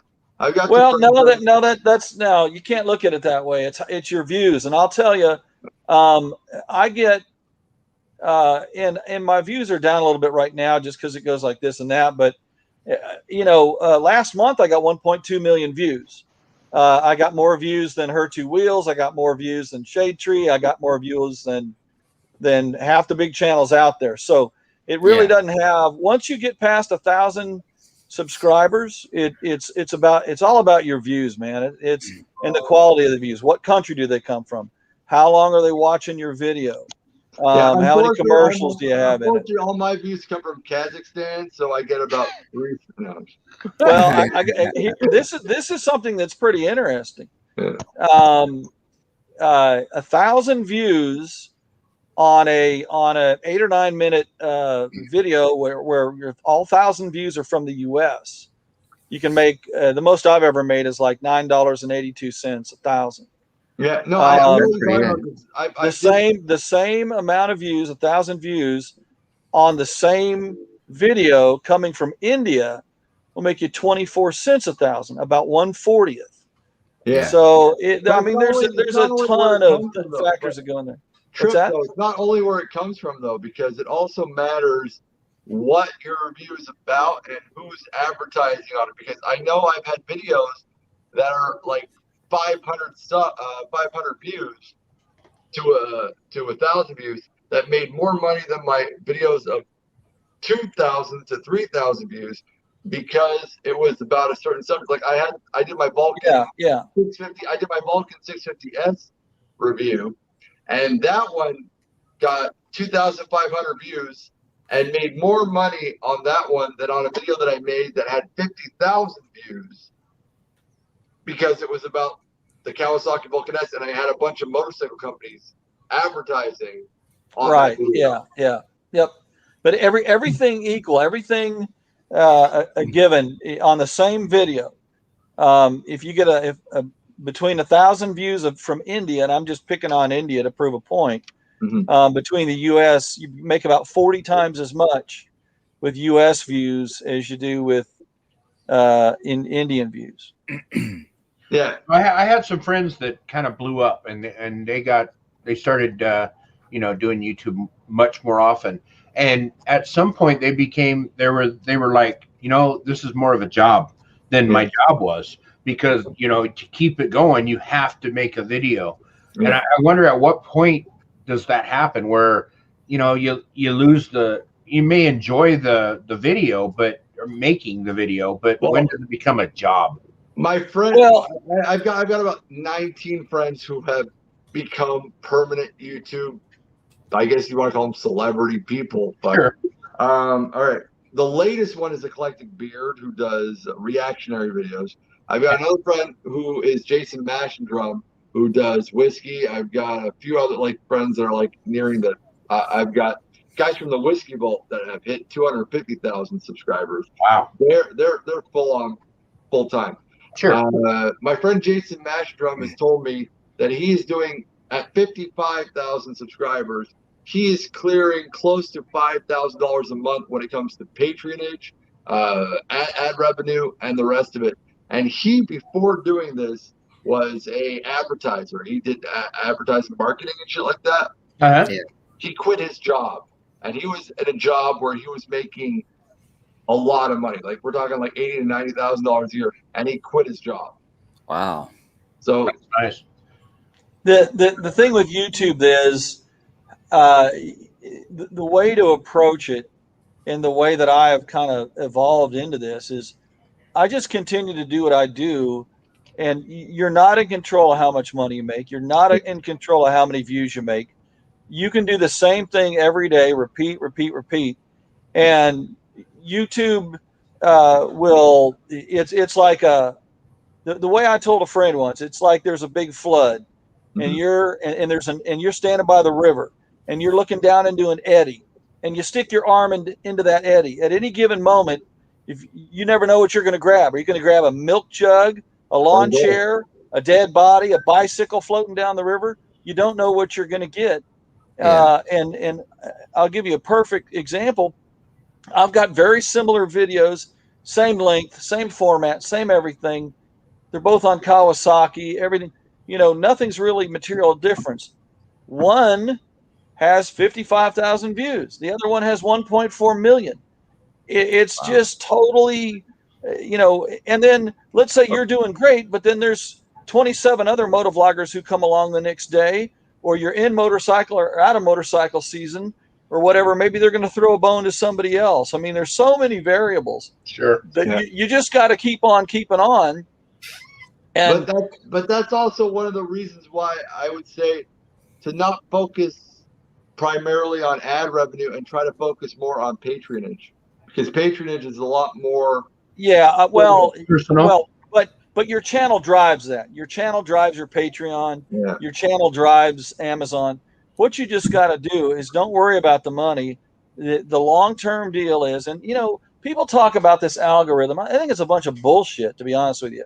There is no get-rich secret to YouTube. Agreed. And over the long haul, there are not lucky people. Right. It comes down to two things: producing relevant, quality content on a regular basis. If you do that and forget about everything else, you're going to do well. But it's got to be relevant, good, and by relevant, it means content that other people want to see. Yep. Yeah. And guess what? If you don't get a lot of views, you need to up your relevancy somehow. And that's what I have to keep reminding myself, because I'll get frustrated as hell. I'll do a video that I think is the best thing I've ever done, and I love doing it, and oh, this is perfect. And then it falls flat. Well, hey, Trip, I'm glad you liked it, but other people didn't, so. Yeah. Trip, that's why I told you I treat mine like a hobby. Yeah. I've been doing it for 5 years. I do the same thing. Yeah, and anything that I make off of YouTube, I just count as a blessing. I mean, that's the only way you can really do it. Because, you can be in the toilet, you can be, on the mountaintop 1 month and in the toilet the next, and my channel's done both, so. I've never been on the mountaintop. I'm with you. I've had some videos that had some peaks, but I never went viral, and I don't care. I don't want to put in effort. Like I said, I want to do stuff that entertains me, and if I make friends and people watch it, cool. If they don't, I have a job that produces a lot of money, so I don't give a fuck. And that's what I was saying. That's the way you gotta look at it. For some people, it becomes a job. You get viral, and then you get used to that money, and the only way to keep that money coming is to continue. Well, and let's be careful. Let's be careful on the word viral. There's really no such thing as a viral video anymore. The big videos that really do well are because a lot of people wanted to watch you or watch that video, and then YouTube recognized it, and they made it available more often, and you had a high click-through rate. The days of the dancing baby, that is really the wild, that really doesn't, with few exceptions, that really doesn't happen much anymore. And there's no coincidence. The videos I've had that have gotten a lot of views, whether I thought they were good or not, you can read in your comments and and what tends to be the viral video tends to be if you're first. That's pretty much viral. It just means you were first to put it out. I had a friend, his channel went from 10,000 to 55,000 overnight because he came out with the proper 12 whiskey video before everybody else. Now his channel has 55,000 subs, but 45,000 of them are dead. Like they don't watch anything he makes anymore. The difference between a video that's successful because it's good content and a lot of people and your click-through rate is high is one thing. A viral video, that really the definition of viral and is when people watch it and then they share it. And that's where the viral term comes from, that people would go, wow, and they share it. I don't get a lot of shares. I just get people on, and hey, I've got a lot of videos that have stunk up the place, but let's say maybe I've got 15 or 20 that have done okay. Well, those I don't get many shares on, but I'll get a lot of people, a real high click-through rate of maybe 7 or 8 or 9 or in one instance 10%. And then I've actually then you get a dog video that's got a click-through rate of 1.2%. YouTube threw it out there the first day or two. Only 1 out of 100 people they showed the thumbnail they clicked on, and they said, well, this is indicative of what's going to happen. We're just not going to recommend it anymore. So that's kind of the difference between, in my mind, or what I've been able to figure out is the difference between a viral video and one that just a lot of people wanted to see. I've only had one video that went through a insanely high click-through rate in a 24 to 48 hour period. And that's when I did a reaction to the Joe Biden President Trump race. That had nothing to do with motorcycles or whiskey or anything. Right. And I didn't even know it was going to do what it did. I just was the first one. I was watching the debate between Trump and Biden, and I went live right before the debate ended. And all of a sudden it was like, because I put Trump and Biden as my hashtag, it was like, boom. And it went nuts for like 24 hours. It seemed like hours. whatever's trending at that time too, almost. Yeah, see, he tapped into what was relevant and timely, and that was extremely relevant at that moment, and boom. So, Motobikemike said he lost power while sitting on I think he lost energy and fell asleep. That's what I think he did. We also said he was getting sick again, so Yeah. Honestly, I wanted to say goodnight to all you guys. And again, Trip, I'm going to subscribe to you. Texas Rides, this is your channel. I'm going to check you out. Sorry, I haven't seen it yet. Yeah, I'm fixing to take off myself. Put in all the links. I'm fixing to leave too. So. Put the links into the Horde chat, and I'm gonna subscribe to all these guys after. and I'm gonna go hang out with the wife. I'm kind of semi-drunk right now because I've been drinking since 3:30 in the afternoon. Sweet, man. It's my day off, man. So, All right. Hey, man, Well, we enjoyed you guys coming on, man. Get lucky. We know. Anytime, With the wife. no, anytime you want to come on, you can, man. Lie down and half pass out right next to my wife and drool on her lap. So that's what I'm gonna do. Sweet. All right, later, man. All right, man. Take care, Good Thank seeing you, you. man. Thanks for showing up. Thanks, man. Thanks for the invite. Later. All right, later. Awesome. Cool. Yeah, this is more interaction than we've had in a long time, James. I mean, we have Yeah. people to talk to. Well, we were supposed to go live at the ROT, and I didn't because we ended up leaving early, and it was just a waste of money and waste of time. You know, it was nice riding up there, but I mean, we got there, and there's within I guess 2 hours or so, we did everything, and there was not that many vendors, so Yeah. it's crazy. Really? So Yeah. And it was in the heat. There was Yeah, nowhere it else. was So you very- couldn't get nowhere to get out of the heat. Yeah. there wasn't really much shade. I mean, they had huge tents out there, but not much shade after that. So, Mm-mm-mm. but Yeah. Well, damn, we've been on for 2 hours. That's an hour more than we normally go. yeah, exactly. Well, Hey, man, when we got good company, Yeah, exactly. it There's gets going. no problems. I'm just saying. Like I said, we're not used to that, so we try to do a show every Saturday. Well, not really. Well, it is a show, but we kind of do hangouts like we're doing now, and just talk about what's trending and stuff like every that. other Saturday we get we don't get views. We get about 10, 20 views or 10, 20 people. Yeah. So, but like I said, we're actually not really worried about the numbers. We're here to hang out and enjoy, company like y'all and just bullshit. Yeah. I've got a question for you. So, is this a video that you schedule ahead of time, and people know it's coming up where they can see it, or do you just go live? I like you were saying about the YouTube thing, man. I'm so busy at work and the home life with my wife and the kid and all that. I've been ever since I started this channel, or not channel, but the show, I guess you can say. I try to go in there on Wednesdays and do it, and it just never happens. So like I'll wait till the last. I get not really a last minute kind of guy, but I'll wait till Friday or maybe even Saturday, 2 or 3 hours, and then schedule this thing till 8 o'clock. So that's my question. Is more the mechanics of it, not saying why do you do this or what.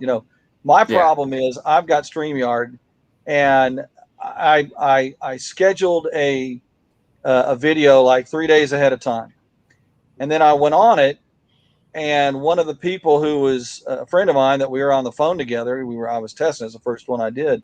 YouTube didn't say that I was now on. There was no way for people to come over, even though it had been scheduled. Oh, really? It didn't show it was live, and it didn't send out a notification. Yeah. Oh, wow. How do you do that? They were having some troubles with notifications coming in like 10, 15 minutes after you started. People were getting, hey, this guy's live. It's like, yeah, but he's been live for 15 minutes. What the hell? Where's my notification? Yeah, that's why I did. Dwayne and I, we would, before we would start the show and stuff like that, but we wouldn't see anybody watching until a good, I don't know, about 10, 15 minutes into the we show. Just kind of BS around for everybody to catch up It's with. like, it's like they're. Well, it shouldn't work that way. If it does, it's broken. StreamYard ought to be sending out, because it's tied right into YouTube. Well, it's not StreamYard. StreamYard has really nothing to do with it. It is YouTube. StreamYard is really only the platform that puts the video on YouTube. YouTube should be the one doing the notifications and all that. That StreamYard has nothing to do with the notifications. Well, yeah, but you can't. There is no feature to schedule live streams with YouTube. They don't take responsibility for it. It doesn't work. That's why you have to buy StreamYard. And Right. That is the benefit of having StreamYard, is that you can schedule them and do them, and it hasn't worked. It didn't work last time I did it. So I imagine that it's probably me doing something wrong. Because look right here. If you notice, that's the one he put out about Hunter Honda last week. right? Yeah. This was on Discord, Instagram, everybody, so everybody knew about it well in advance. Right. Well, when I Well, did, you know about it, but does it send you a notification? Yeah, YouTube has been really that says bad you're about on? No, I've you had, know what? I don't think yeah, because the only reason I knew about this one was I got a notification about it. See, I haven't figured out how to do that. That's what I need to. I don't know if there's a button I need to click or a box in the scheduling And or then whatever. also, Midlife for a Bike sent me an invite also. Right. directly, so.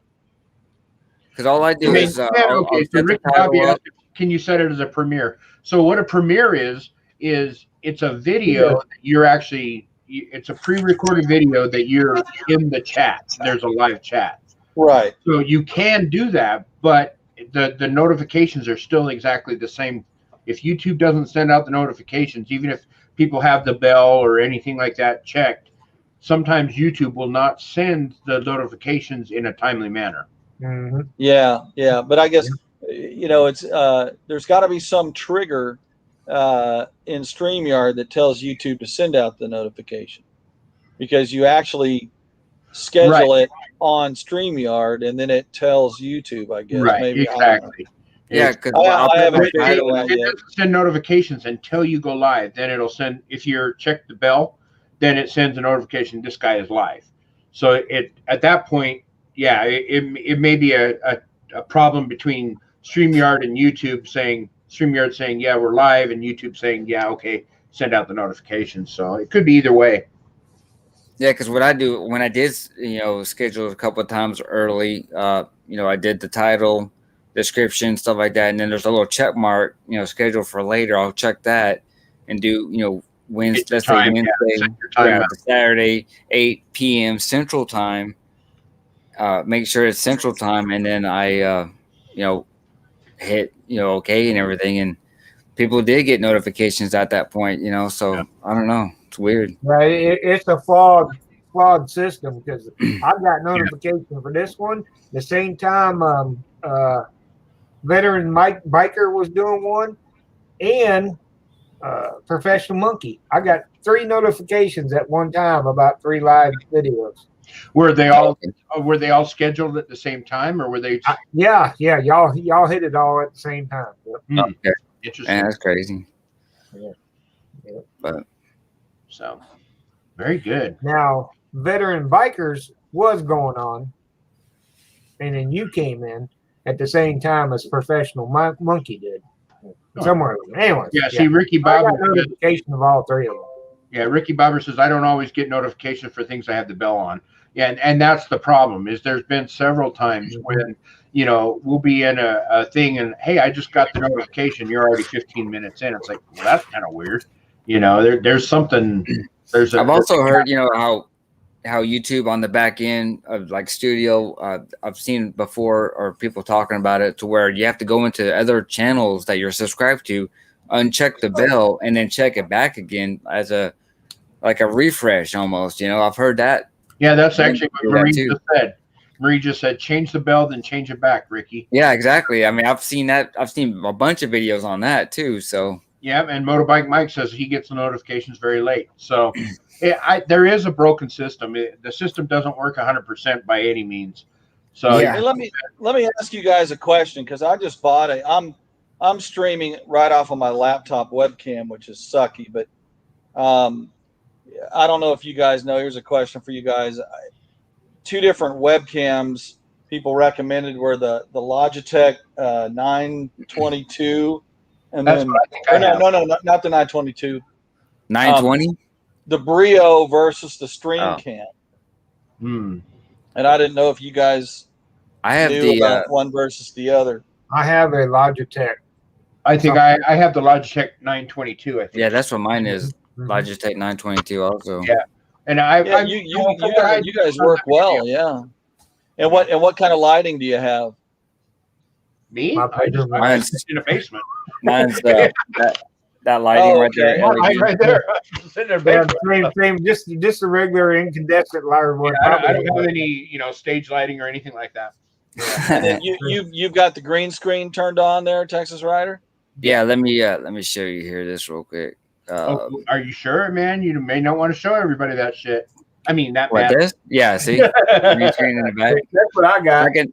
I can change it, whichever, Yeah, he's got a good green screen. I don't. I mean, And if you do, I was gonna say, if you want a green screen, you definitely want to have lighting, real good lighting for a green screen, where you're gonna have just like my dad, who's also on this channel too. He's always pixelated. Yeah, because he doesn't have the right lighting on here, so. Yeah, I don't have. Yeah, I just got this. What's that?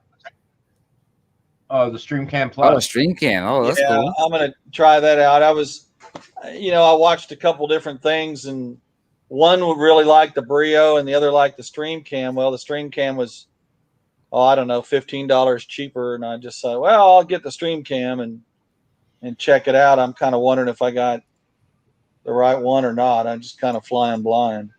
Yeah. Well, you're really, the best bet is to put it up and just use it and see if it works for you. Yeah, I got it here at Best Buy, so I got 30 days to take it. Do you have work well.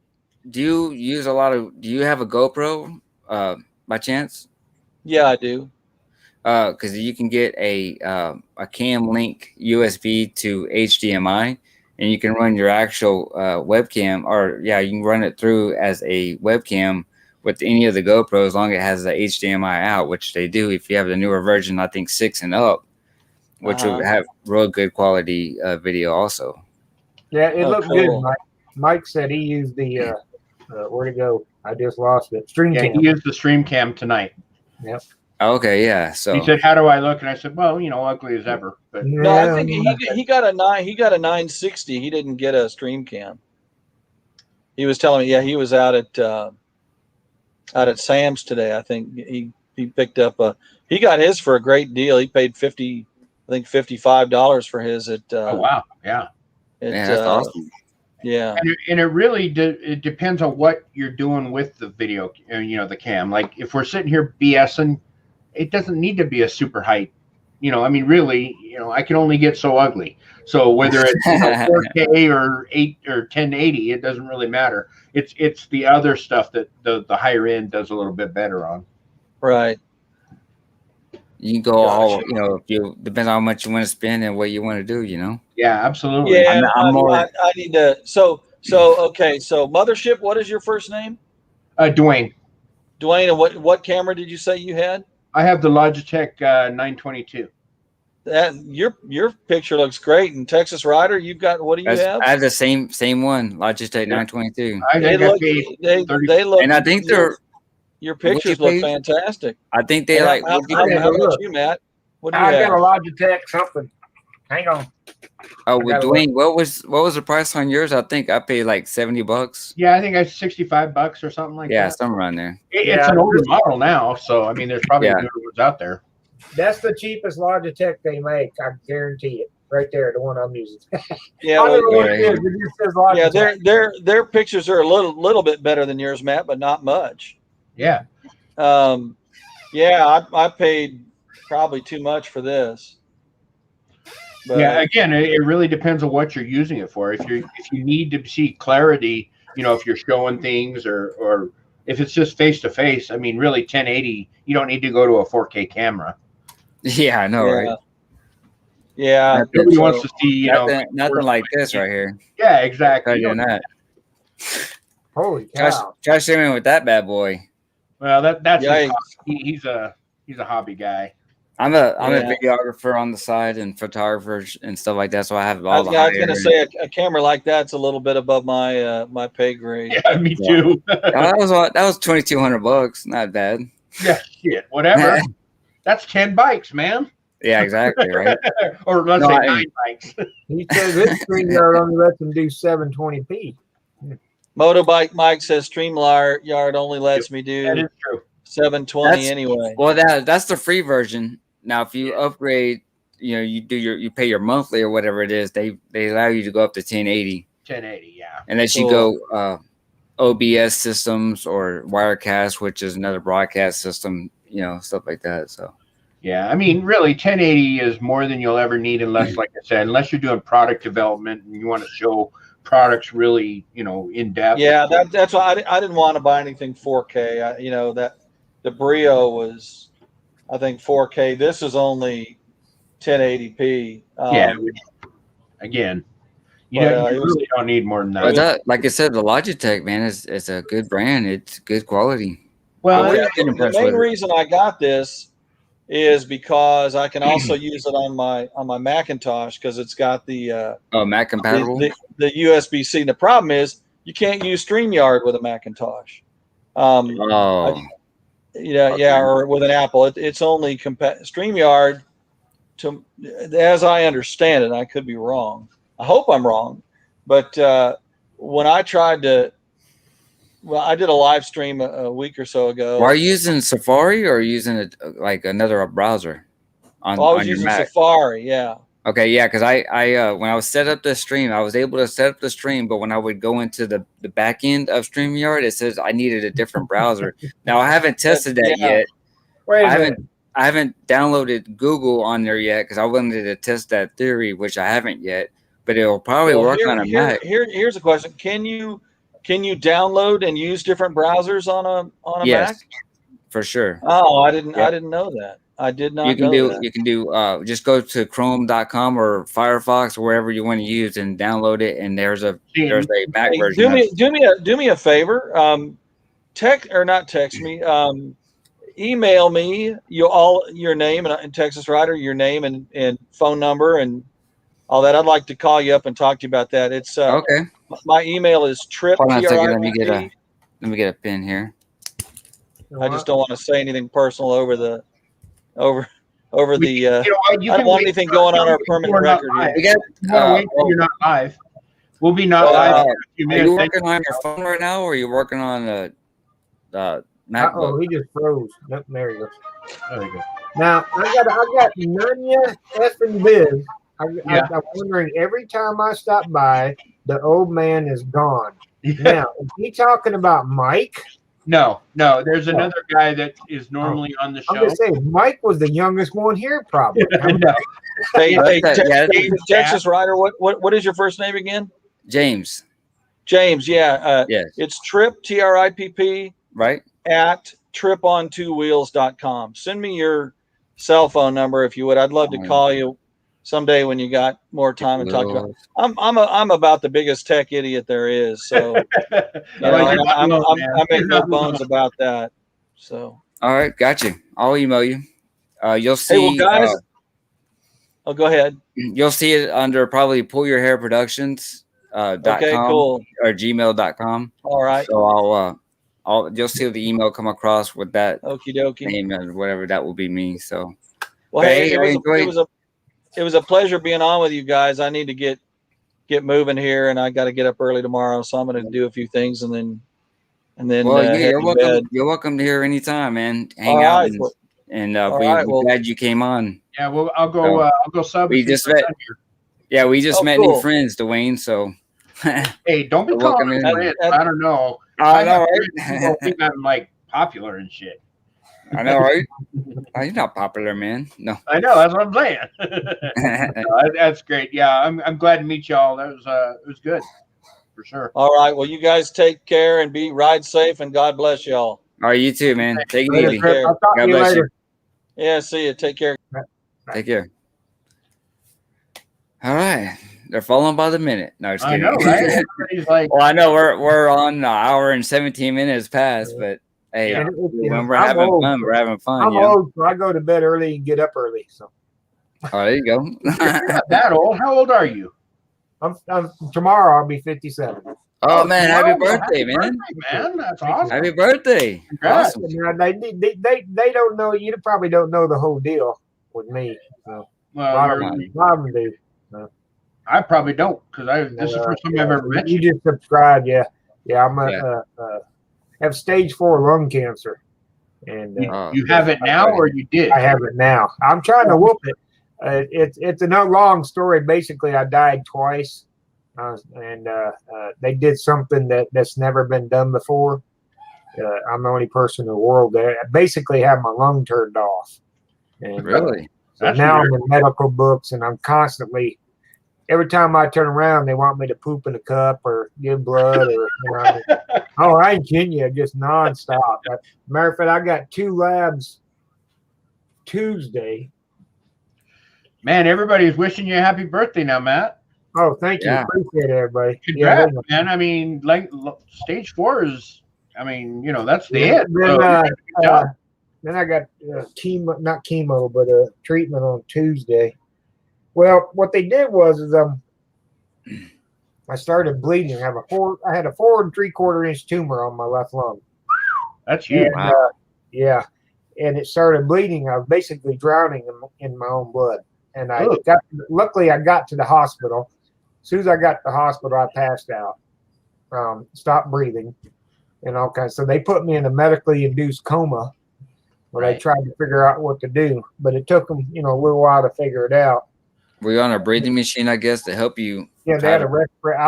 Actually, they had the ambu bag and everything. I have pictures of the ambu bag they used to make, Wow. And so I was in the ER. I passed out, stopped breathing. They emergency intubated me with the tube and all that stuff. And then one of the things they can do is they went in and sprayed something in there to get it to stop bleeding. Well, it didn't happen. It didn't stop bleeding.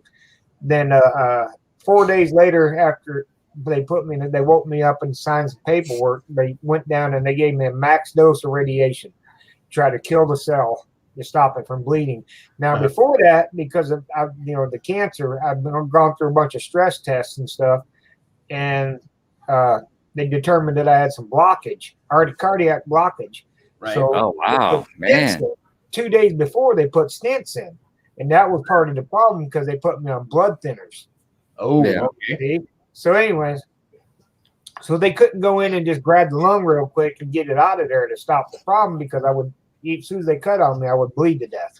Right. So the doctors that came up who done the stents came up with they didn't come up with the idea, but somebody come up to them with actually the max dose of radiation I took. And another thing they're trying to figure out is how I was able to do that and have no side effects from it. Or burn marks or anything. Wow. But that didn't work, so they come up with the idea of trying to clog up the main artery. So they asked the guys that do the stents, you open up an artery, can you close one off? And they said, we might be able to. They had never done it, and they said, we'll try. So it took them 3 attempts. Before, when they done the stents, they went in an artery in my thigh, but because I was on blood thinners now, they couldn't go in the artery, because as soon as they touched the artery, I was going to bleed out. You're going to bleed out, They went in through a vein this time. Okay. Yeah, and it took them 3 attempts, but they got over there and they just basically done a beaver dam in the main artery to my lung, shutting my lung off, basically. Damn. And the next day, I'm sitting up in bed eating my breakfast or lunch or whatever it was, and the 2 doctors that did it come in, and they were just like, excited that I was sitting there not dead. Well, I'm sure they were surprised. They're like, wow, look at you. You're talking, you're eating, you're holy. They were surprised. And then they explained to me, they said, we had never done anything like that before. Then they said, once we looked at it and researched it, we said, it had never been done before. I was the first person to ever have it done. So you're a celebrity. Yeah, I'm a celebrity up there. Trust me. Somebody I go to the hospital. They line up. Everybody. I mean, from even like you're in Houston. Methodist? Yeah, all of them. They come. They want pieces of me. Everybody wants a piece. That's the thing about. I tell people in Texas or in Houston that we have like one of the best medical centers here. Oh, MD Anderson. That's MD Anderson, Methodist. Yeah.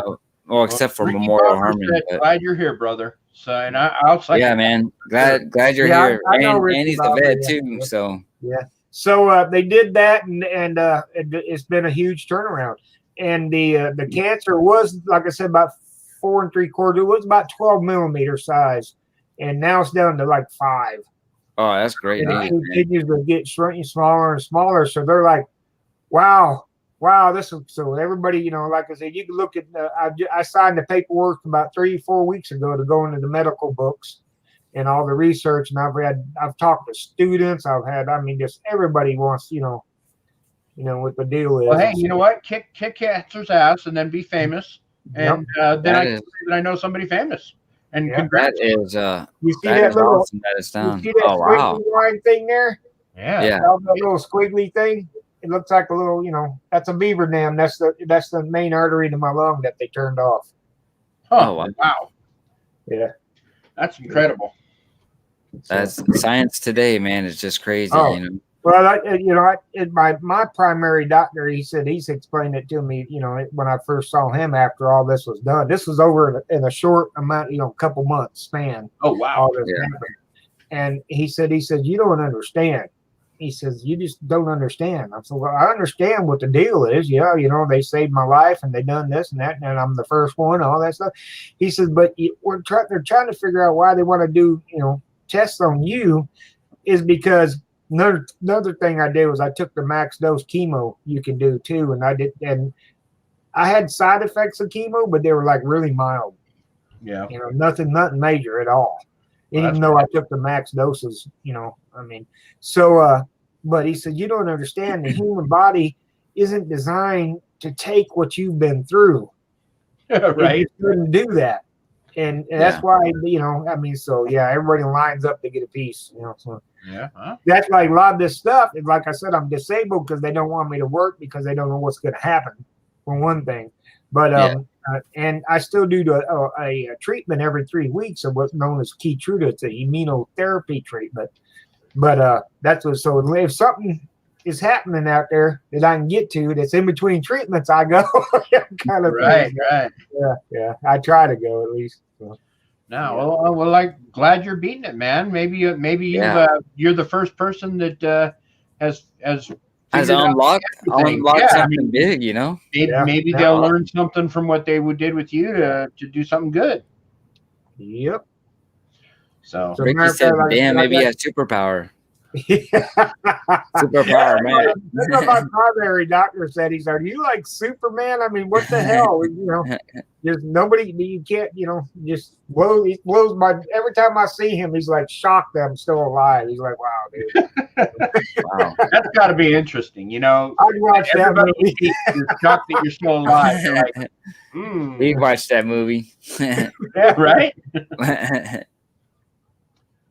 Well, hey, man, I think we should get off. I mean, we're at 2.5 hours. Well, we could still hang out, man, after the show if you want. It depends on I'll just go to the back and go to bed myself. Yeah. So but man, glad you came on and then made some Monday, good like people. I said, I start my couple days of stuff, and then I'm done for 3 weeks. So, that's or cool. until somebody goes, "Can you come let us poke you?" Hey, just remember us little people here on YouTube when you become all famous and shit. I'm medically famous. That's it. The people that know, well, I ain't kidding you. I go to the hospital. It's like a ticker tape parade. I mean, people just line up to get. They're like, "Oh, come on, please." Yeah. Well, I guess that's it, guys, on the Texas Rider Show episode 43. It has been very interesting, and all our guests that we've had on here, thank you for coming on and hanging out. They're all welcome, every single one of you guys, to come back on the show and hang out with us, have a couple of beers online and whatever. But God bless everybody here and there, and we'll end this now, and you take care. Keep the later. Take it easy.